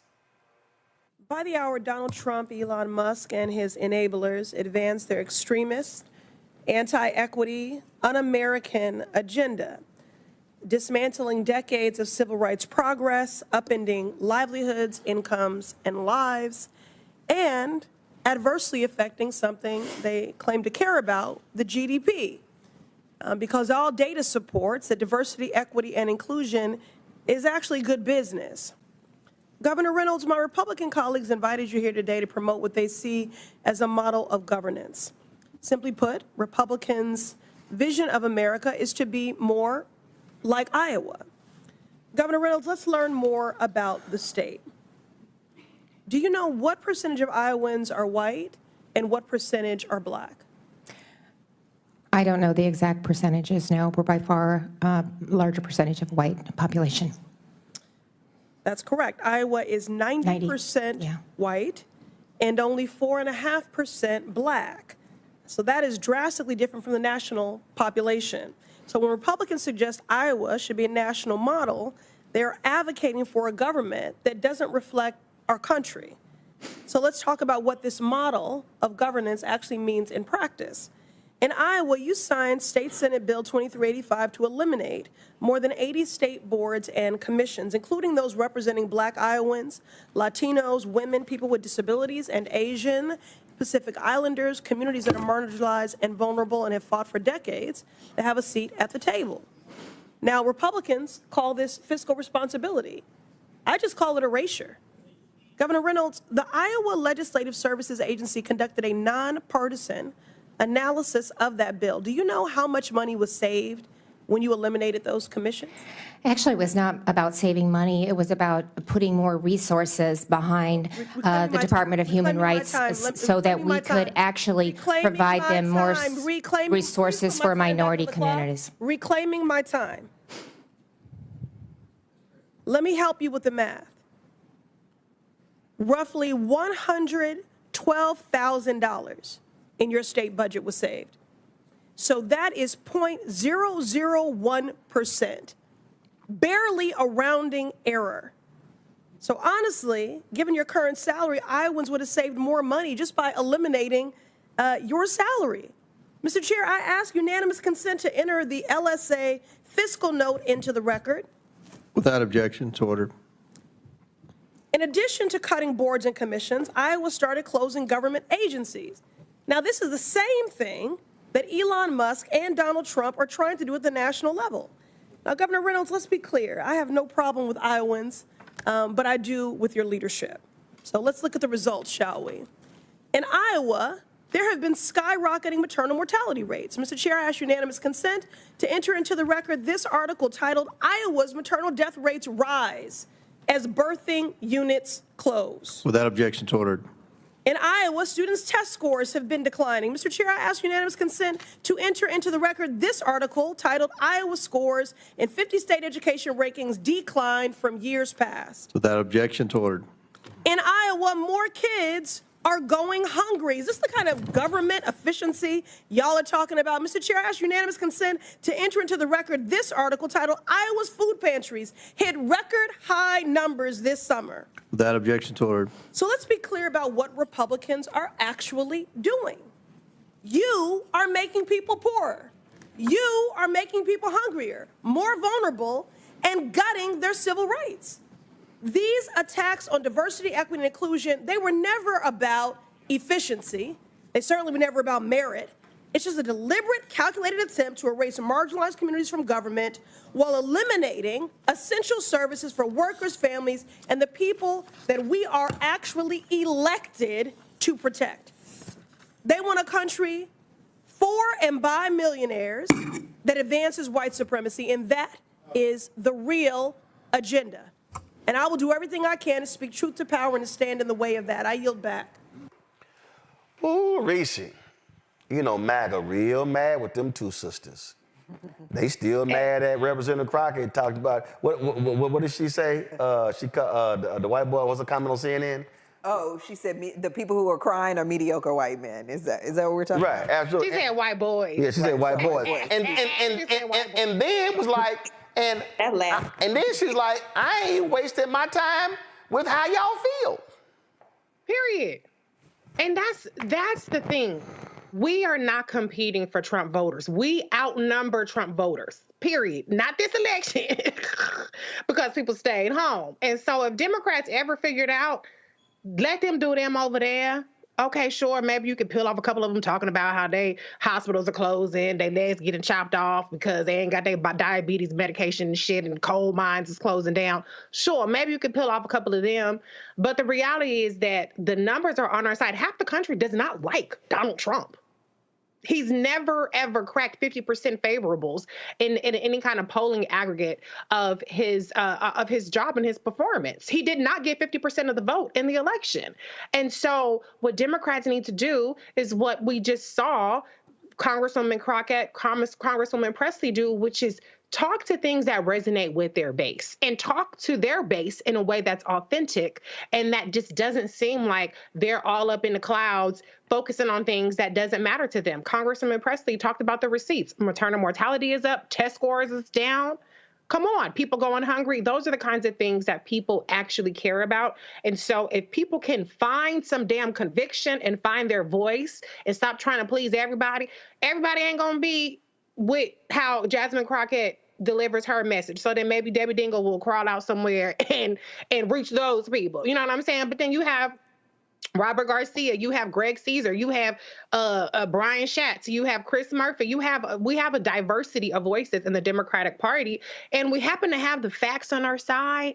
And so the problem just needs to be of us recognizing that our people, the Democratic base people who vote and people who are disaffected, disillusioned, because they're tired of hearing platitudes and they're tired of hearing people try to get that white woman yoga pants supposedly cares about abortion, never Trump voter, or the diner in the Midwest, and they want you to talk to them. So the more that we see of Jasmine Crockett, the more that we see of Congresswoman Pressley, the better off the Democrats are going to be.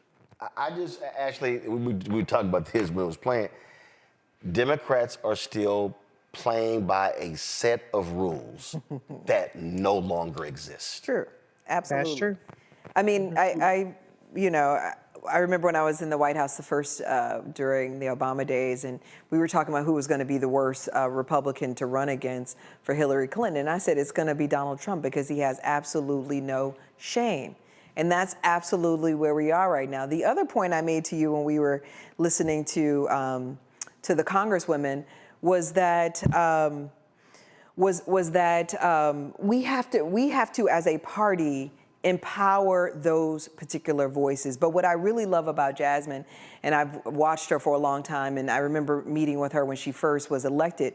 You know, Pelosi used to say this, that power isn't given, power is taken, and she's taken her power. So has Congresswoman Pressley. And that's what we have to do, is make room for these voices to take their power and to communicate directly to our key constituencies and not muzzle them.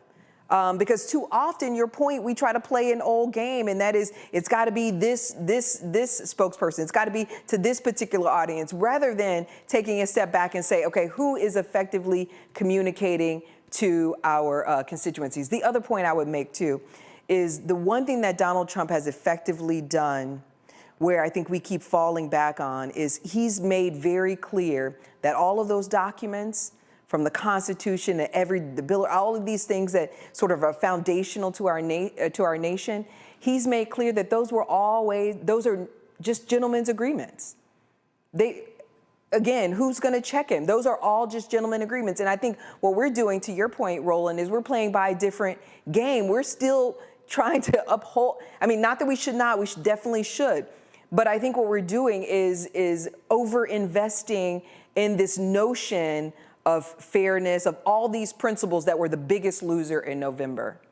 Yeah, I just think Noah and Greg, I'm going Noah first and Greg, is that the right has made it clear. We don't give a shit about rules. We don't care about norms. We don't care about the law. We don't give a damn. And so, listen, go to my iPad. Wall Street Journal reported today, DOJ staffer resigns over racist post. Employee has links to a deleted social media account that advocated for racism and eugenics. Donald Trump fires a white boy, Darren Beatty, in the first time. They just rehired him in the State Department. That racist SOB tweeted October 2024 that only competent white men should get jobs. That's what he tweeted. And guess what? You know what's real interesting? He didn't get fired. Rubio ain't pulled it. It's as if folks are like, man, all right, we ain't really got to say nothing. No, you take his ass out.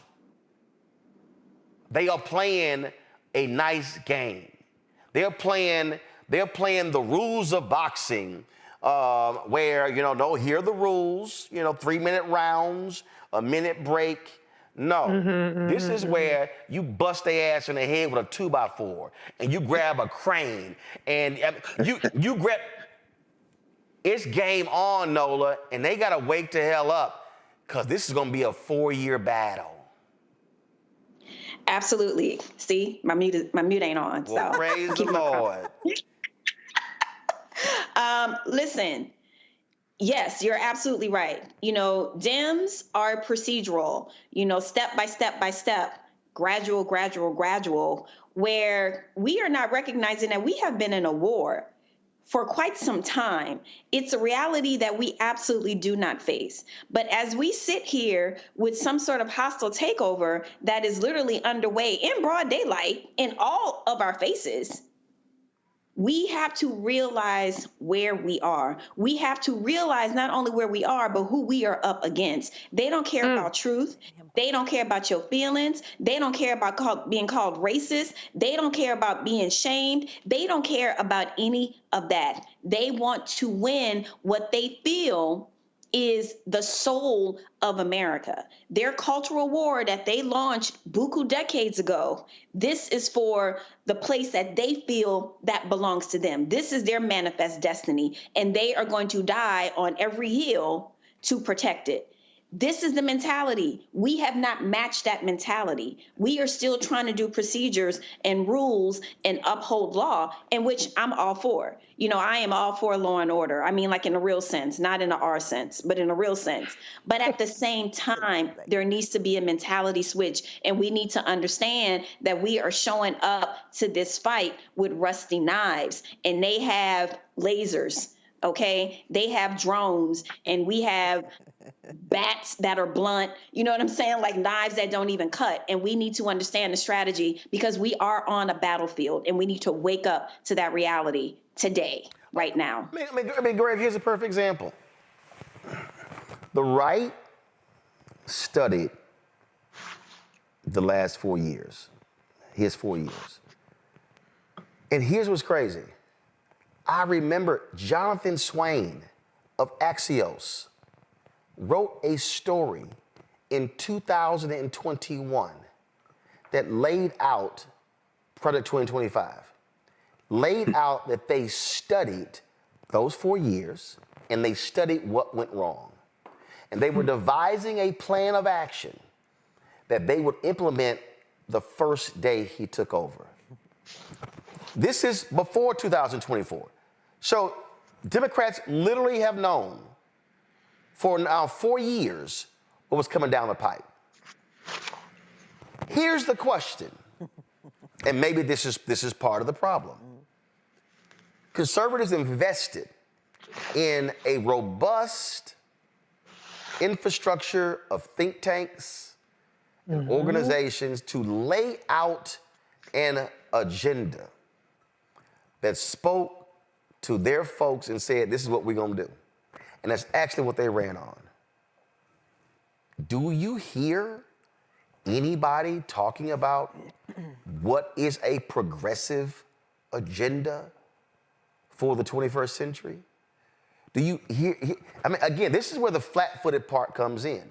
And I'm going to expand this because we talked about this as well. Black leadership. I literally have no clue what the hell they doing, Greg.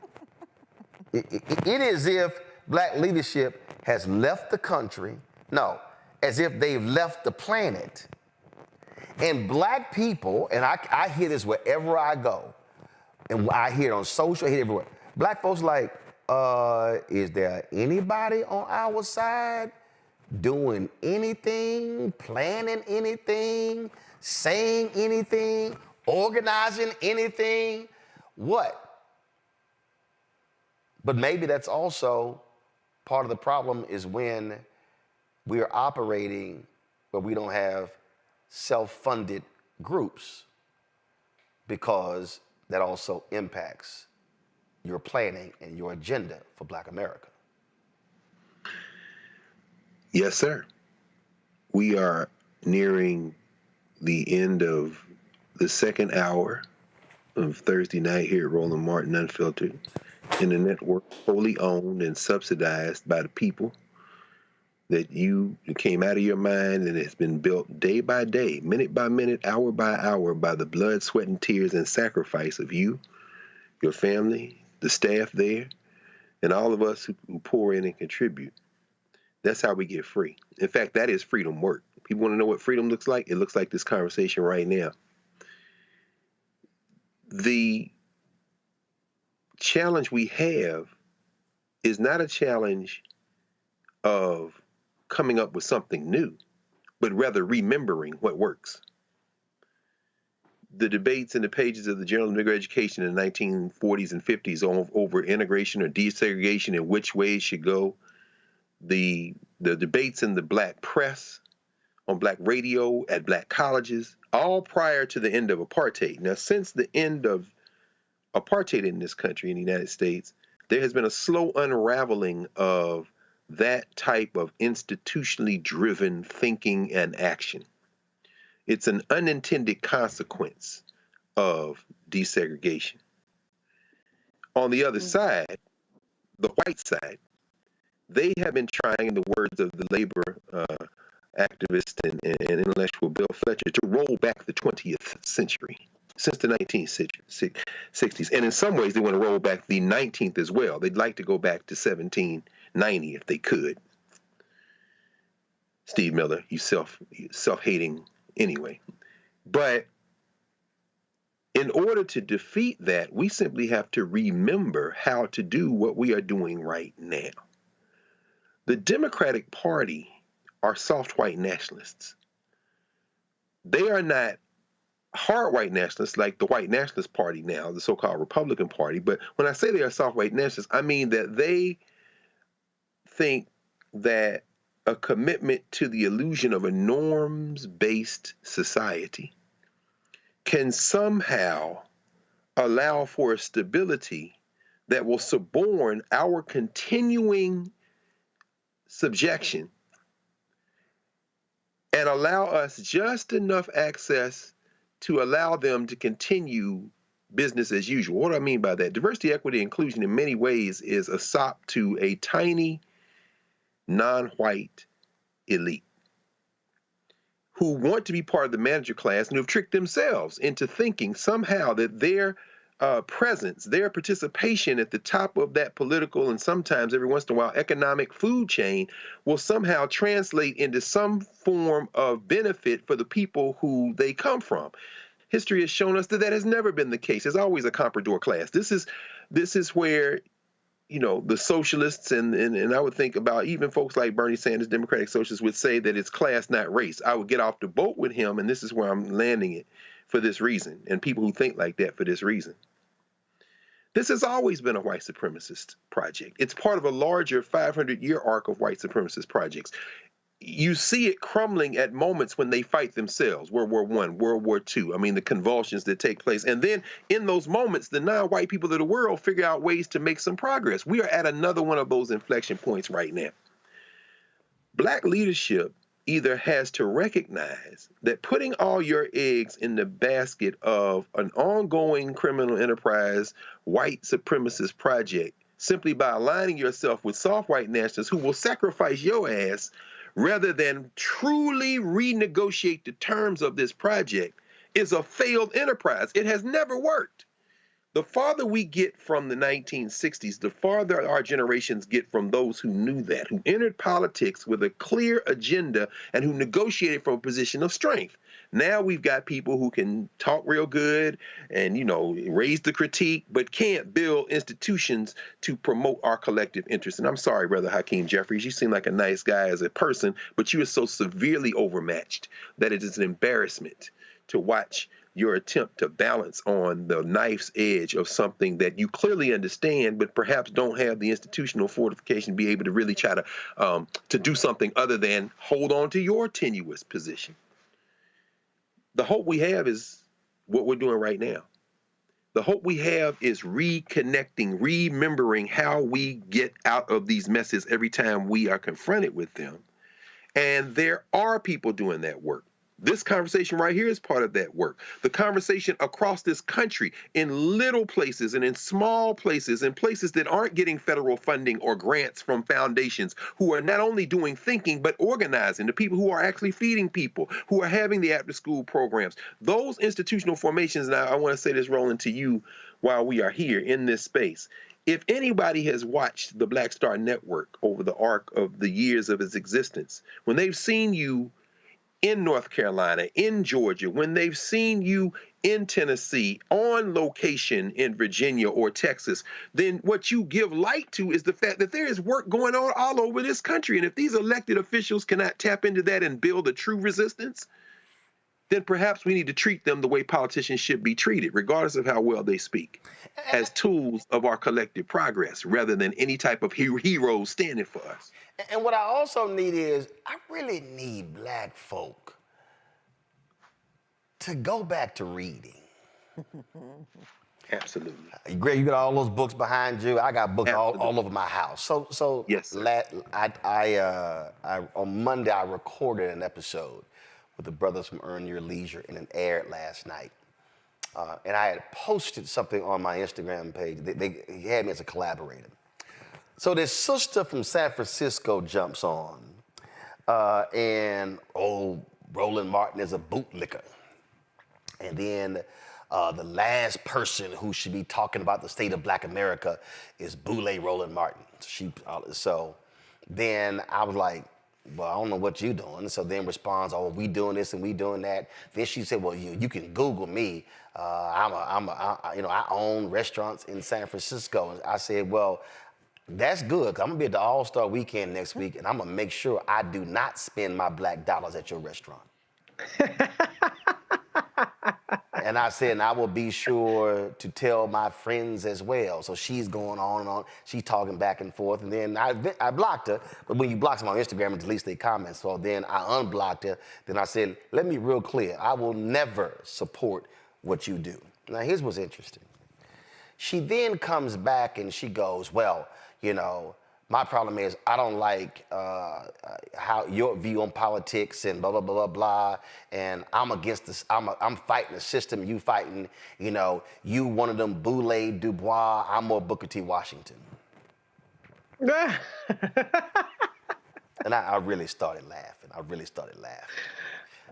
Matter of fact, Terrell, do me a favor. Get that book out of my backpack. And I started laughing, Greg, and I said, sister, you really need to do some reading. Because see, Greg, here's the problem. The book, Terrell, is James D. Anderson's The Education of Blacks in the South, 1860 to 1935. And I told her she needs to read that book. Because see, here's what silly Negroes like her, who like to play this silly game of, I'm a Booker T. Washington person versus a Dubois. First and foremost, if you've actually read Dubois, you understand that Dubois believed in black people owning businesses. Are you doing that on purpose? What? Are you calling him Dubois on purpose? I really need to know. Yes, I am. And I know Greg already know where I'm I'm calling him W.B. Du Bois. Don't interrupt me while I'm talking. So this is what I'm saying. So what I'm tired about these ignorant Negroes, I'm tired about these ignorant Negroes who have never read is Du Bois believed in black economics and black education. The reality is that Booker T. Washington followed the philosophy of the white founder of Hampton Institute, General Armstrong, who believed in Negroes continuing to farm.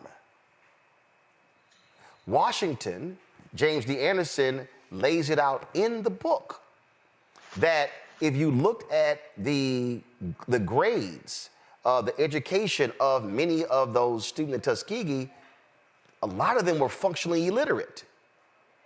So the mistake that a lot of black folks make is that they think there's this either or between Booker T and W.E.B. Du Bois. And what's dumb, Greg, is I'm like, sister, how can you say I'm a boule W.E.B. when I started a business with my own money, which is called, same thing Booker T did. See, that's how silly these people are.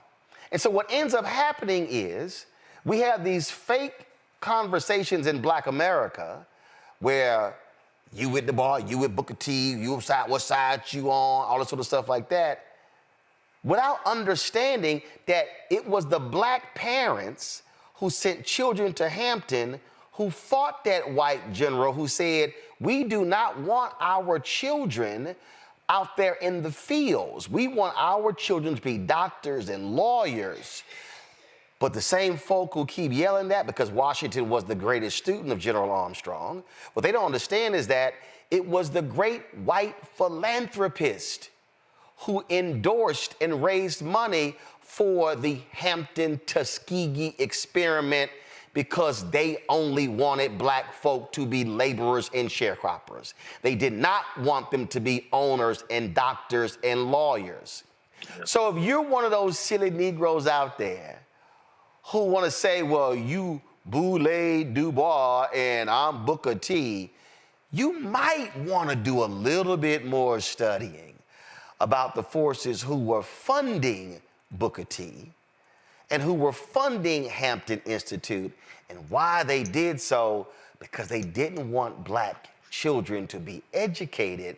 They only wanted them to be laborers in this American system. And that, to me, is also why I keep saying a lot of our folk spend more time listening to somebody else say something and they just latch on to it without doing any reading for themselves. And you better do a lot of reading, because this current system, and Greg, you can speak to this, and I'm going to go to the panelists. I want you to go first, is that this current system only wants us to be laborers and not owners. And I keep telling folks, the attack on the civil rights infrastructure is an attack on the economic infrastructure, which is an attack and a plan to defund black America. Greg first, then yes, Reese. I know you have to go, Reese, but I'm going to go Greg first, Reese, Nola, Ashley will close us out. Yeah. I'll keep mine short, very short. And Nola, I know exactly what you thinking. Shortly before he made transition, Dr. Du Bois left a note. It's in the papers in the University of Massachusetts archives, where he says, the way I pronounce my name is DOO-BOISS, Du Bois. In other words, so Du Bois is the Latin pronunciation, but Du Bois would remind people that he would pronounce it Du Bois. And of course, maybe you can say it's an anglicizer, and we often do that as black folk. So just, I know what you were thinking, Nola, but that having been said, I'll keep mine very short. You're absolutely right. I mean, James Anderson's book, I think I agree with you. That's a book that everybody should read. Chapter 2 in that book, The Hampton Idea, rolls out everything you just said. This was a war between white people. Even General Oliver Howard, who knew General Armstrong, General Clinton B. Fisk. These are Civil War generals who have a vision for how to plug black people into this ongoing United States project. Howard, Fisk, and them took one approach. Armstrong took another approach, initially with Native Americans at Hampton, and then for black people. And as you say, his greatest student was Booker T. Washington. Booker Washington also fell in love in terms of philosophy with a dude that you've talked about before too here, Isaiah Montgomery, who founded Mount Bayou, whose father was enslaved by Jefferson Davis's brother Joe in Davis Bend, Mississippi. They started an all-black town, and Isaiah Montgomery was like, we should stay out of politics. We get our land, we get our businesses, and they didn't even let white people live in Mount Bayou. We're going to control that. In fact, that's what Mamie Till spent the night, every day of the trial, when they had the white boys that killed her son on trial. She went back to Mount Bayou and stayed in the mansion of T.R.M. Howard, who was the surgeon there at the Knights and Daughters of Tabor Hospital they built, black self-determination. Booker T. Washington was absolutely about black self-determination, but he looked at it in an accommodationist way because he said, we are trapped behind the cotton curtain with these white boys, and I got to play it this way.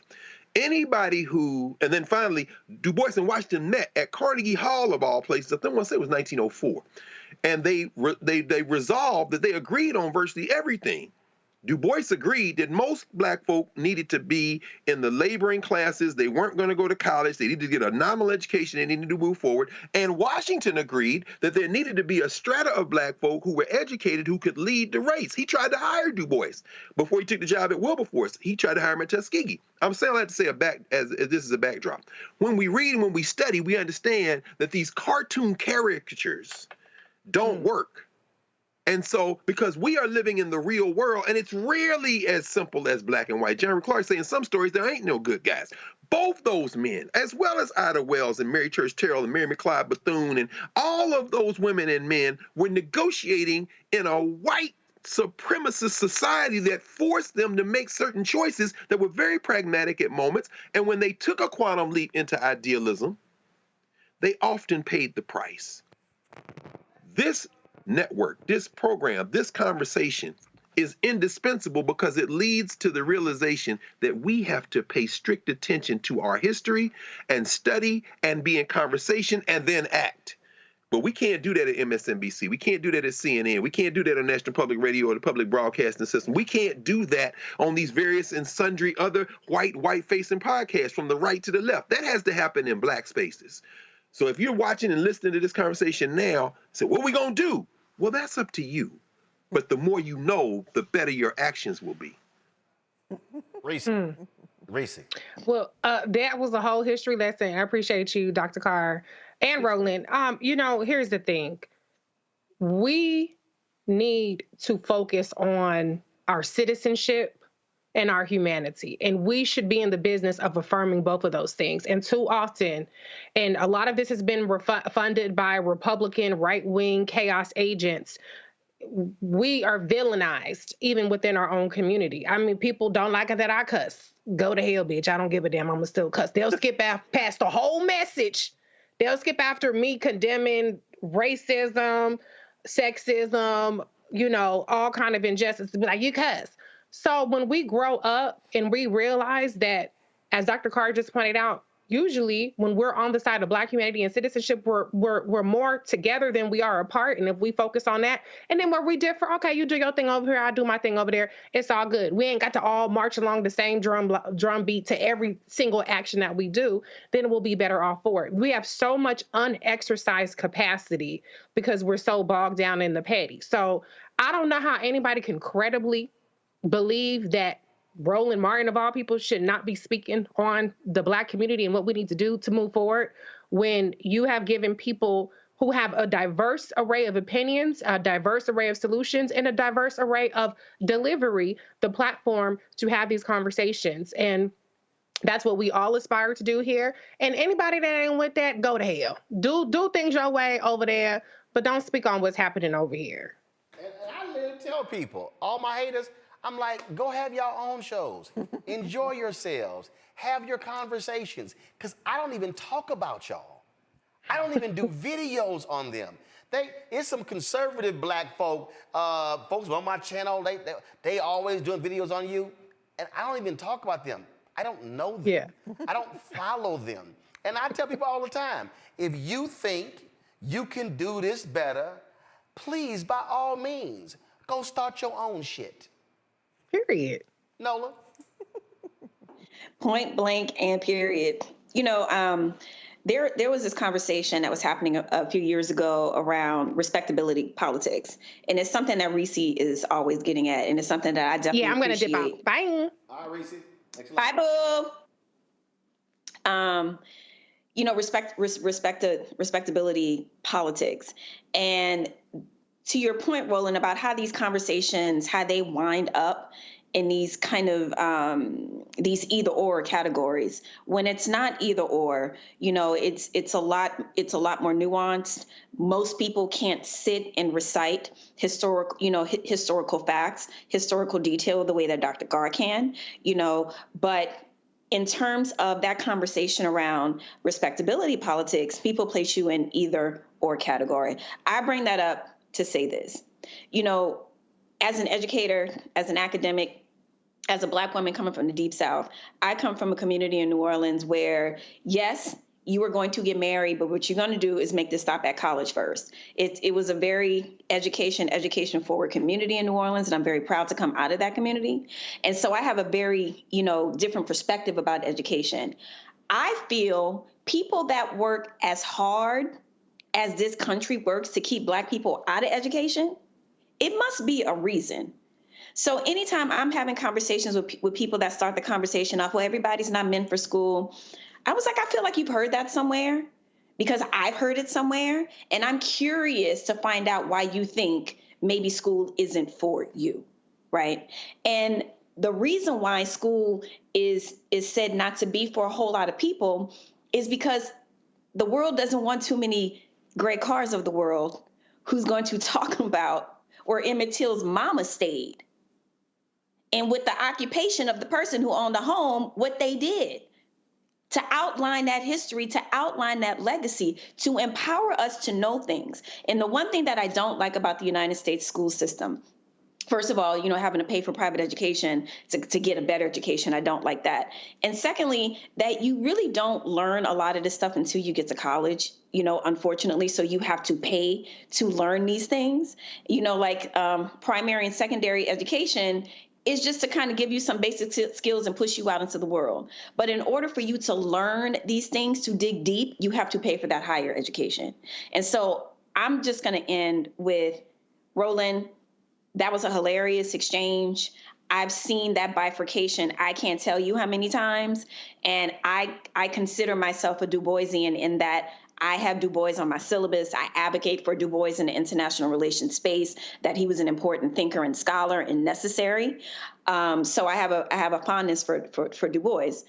But I also just want to urge every person out there who's ever heard someone say to them, well, maybe college isn't for you. Think about who said it and why maybe they said it, right? Because what they don't want is too many educated Negroes, too many uppity Negroes.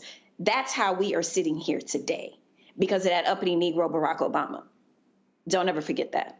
Well, I laugh at I really do laugh at these fools who love talking about boule. One, who have no understanding at all of Sigma Pi Phi Fraternity Incorporated, who have no understanding of the history, who have actually no understanding what they even do present day. But the reason I also laugh at them is when they try to talk about you one of them, Boule. W.E.B. gave a speech in 1948 at Wilberforce where he called them out. I got it on my phone. That's why these fools ain't even read it. They don't even understand. Again, this is what happens when you hear something and then you start repeating it. You have no context, you have no nuance, you have no idea what the hell you're talking about, but then you want to act like you just super duper Black person. Okay, boo, knock yourself out. Ashley, go ahead. So I wanted to get back to a point you made, Roland, about the lack of Black leadership. And I was just thinking, I said, this might be a little provocative, but I think the show called Unfiltered, baby. Go for it. We good. I think that in this moment, we need to wake up to the realization, maybe even the fact that many of these institutions, from the Democratic Party to the current civil rights leadership structure, even Barack Obama and some of our Black candidates and elected officials no longer serve us anymore. And so I think, coming out of this next election, so much was revealed, so much over the next 4 years will continue to be revealed. We're going into the dark, into the unknown.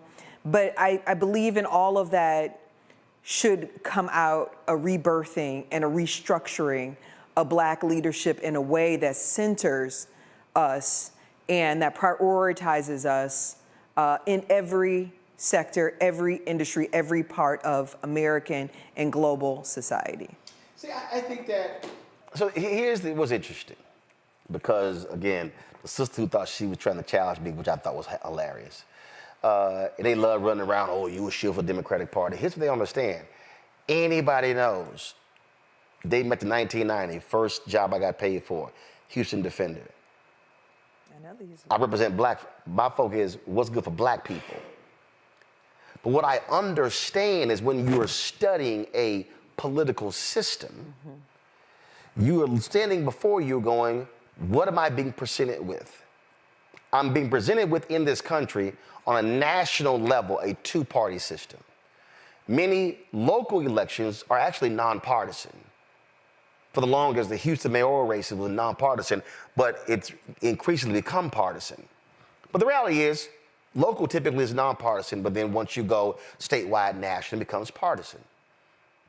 So what Black people have always done, and this is the mistake that, again, uneducated people make. When I say uneducated, I don't mean degrees. I mean folk who just refuse to even pay attention. Black people have always made not the lesser evil, but Black people have made decisions based upon, I have a set of things that I want to get done for me and my people. What is the vehicle in which I can get that done? So if I only have two vehicles, I'm trying to get out of town, I can ride in your red car or your blue car. Now, I would rather drive my black car, but I got to ride with one of these two people. So now I have to decide which is a safer driver versus a crazy-ass driver. Which one is likely to drive me into a ditch or off the side of a mountain versus someone who is not as crazy, but is a safer driver. I did not say a perfect driver, a safer driver. So what Black people have done is we've made decisions based upon that.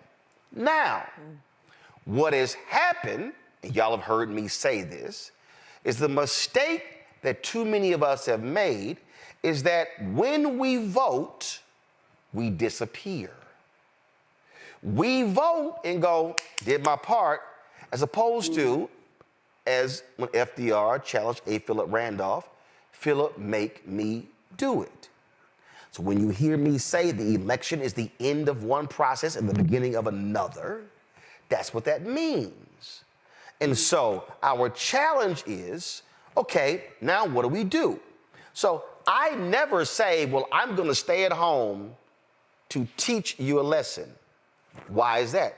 Because I just guaranteed that the person who I don't want has a greater shot at winning. If the person who I don't want has a greater shot at winning, they now have an opportunity over 2 or 4 years to wipe out plans, programs, policy, laws that I find beneficial. Now my job is harder because I now have to defeat them in 2-4 years and then try to restore what I lost.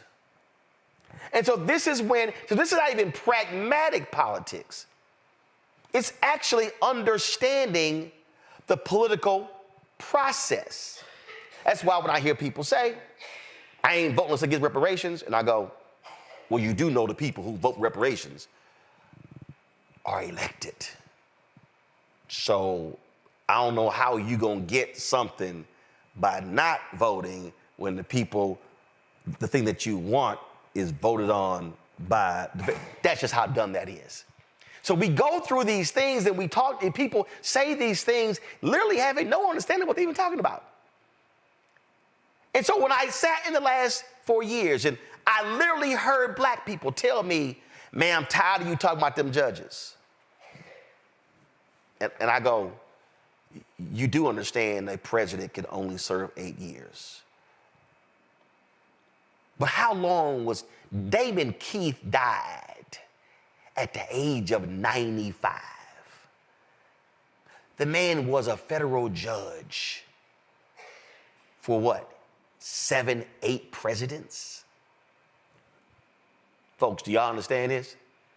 So when you look at politics, you have to look at politics for what it is and then say, what can I get out of this system that speaks to civil rights, silver rights, human rights? It also means I might not be able to get everything that I want. And I actually wasn't expecting to do this, but because she was there, she gonna have to tell some of y'all right now what happened when a lot of black people and a lot of black leadership didn't understand the political play and actually kind of messed up the George Floyd Justice and Policing Act.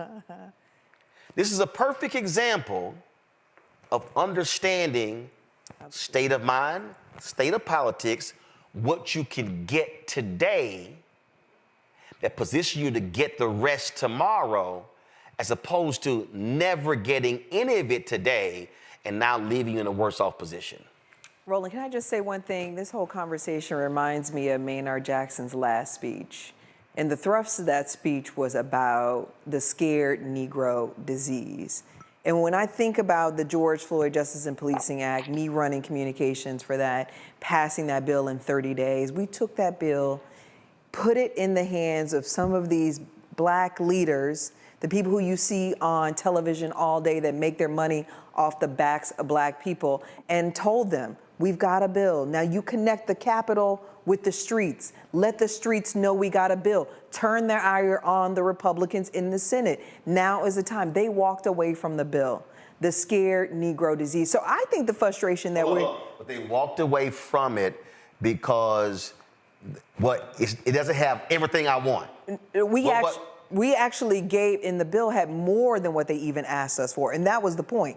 We've given you more than what you even asked for. Now in the Senate, they were going to strip some stuff out. But the point is the House Democrats were in control and we gave the activists more than what they asked for. But they were scared, Roland. They were scared of their own shadow. They were scared to be outflanked by the left. And so I say all this to say, I think the frustration that we need to tap into that is real in the black community is this lack of leadership. You and I talk about this all the time. You cannot point out a black person that's made $1 million+ that got rich off the Democratic Party. The party has been riding our back. In terms of political operatives, not contracts, not like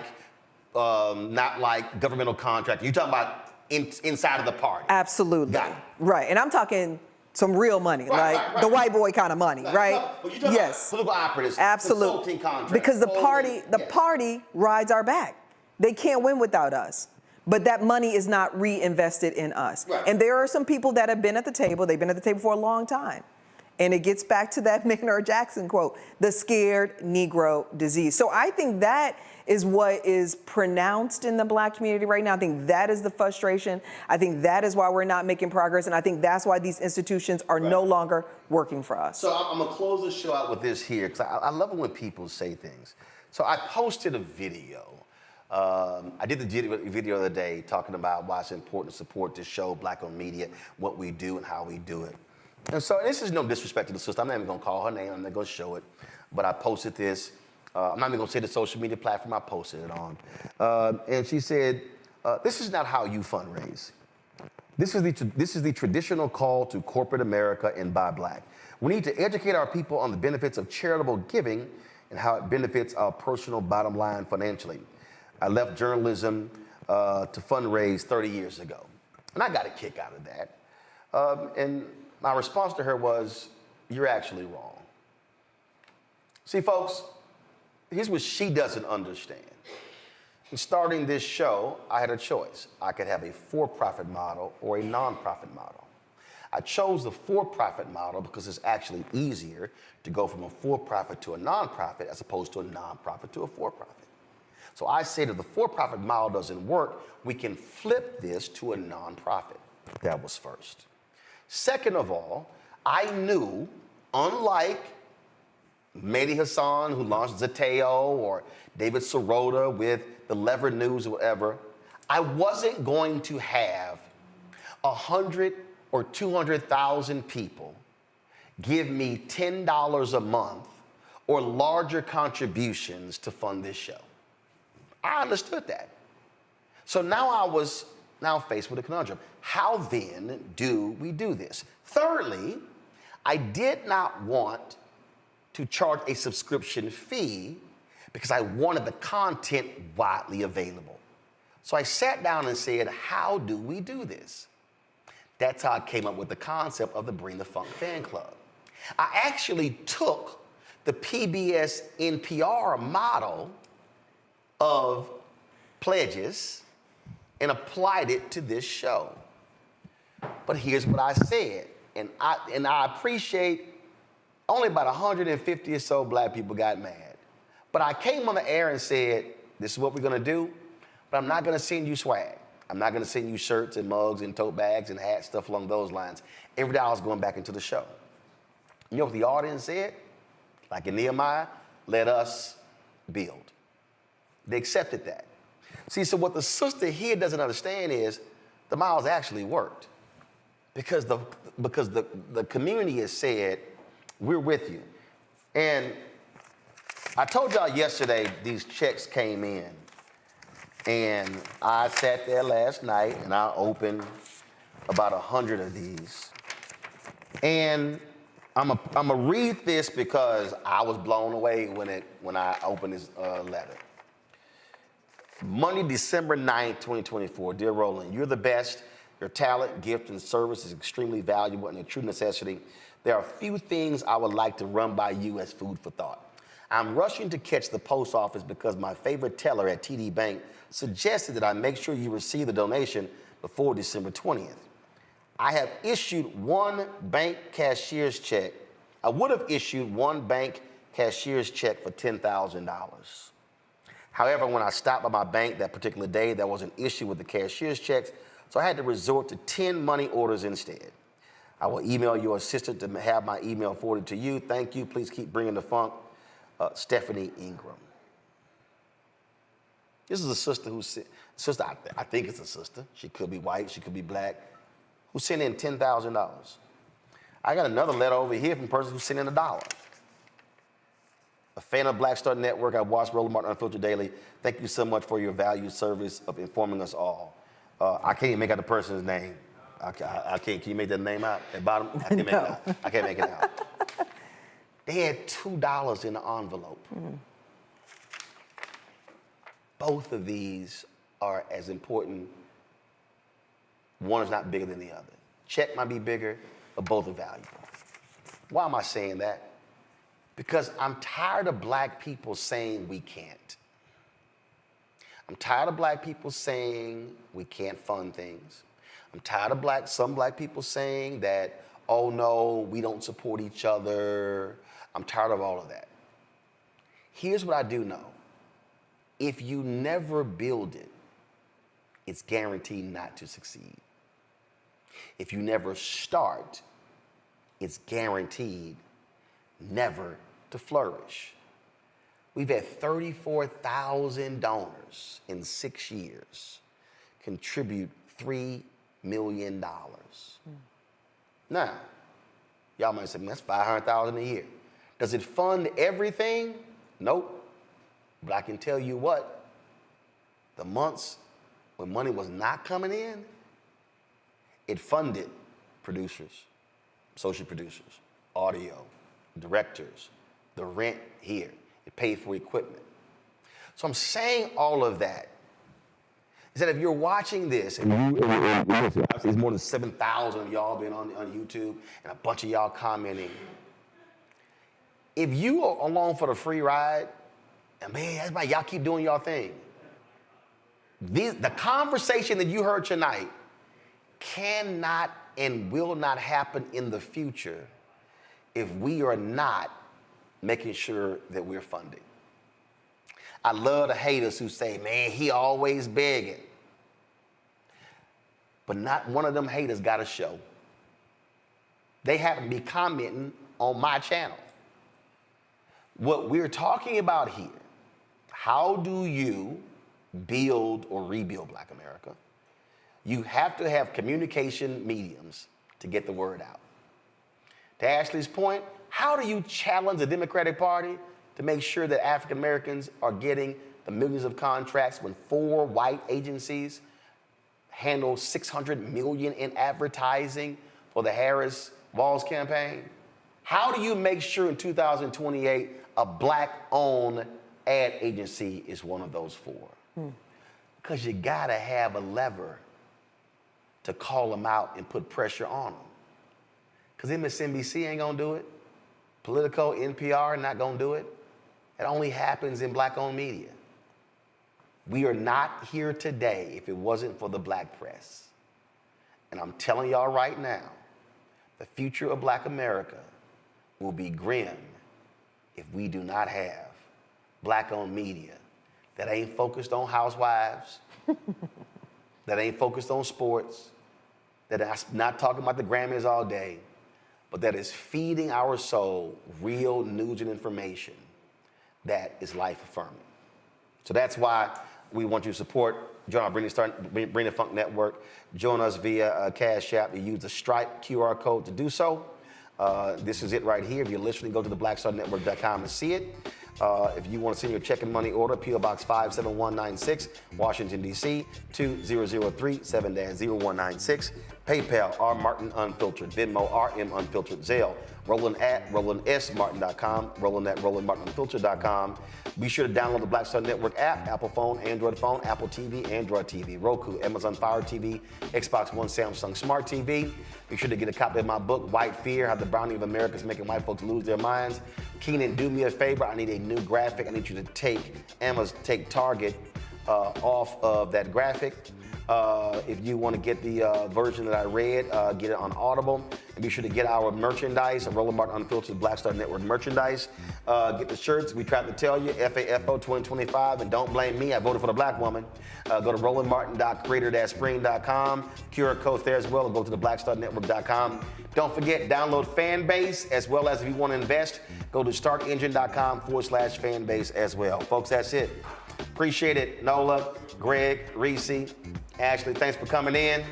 I'll see y'all tomorrow right here on Roland Martin Unfiltered on the Black Star Network.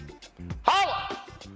Black Star Network is here. Oh, no punches! I'm real revolutionary right now. Thank you for being the voice of Black America. All momentum we have now, we have to keep this going. The video looks phenomenal. See, there's a difference between Black Star Network and Black-owned media and something like CNN. You can't be Black-owned media and be scared. It's time to be smart. Bring your eyeballs home. You dig?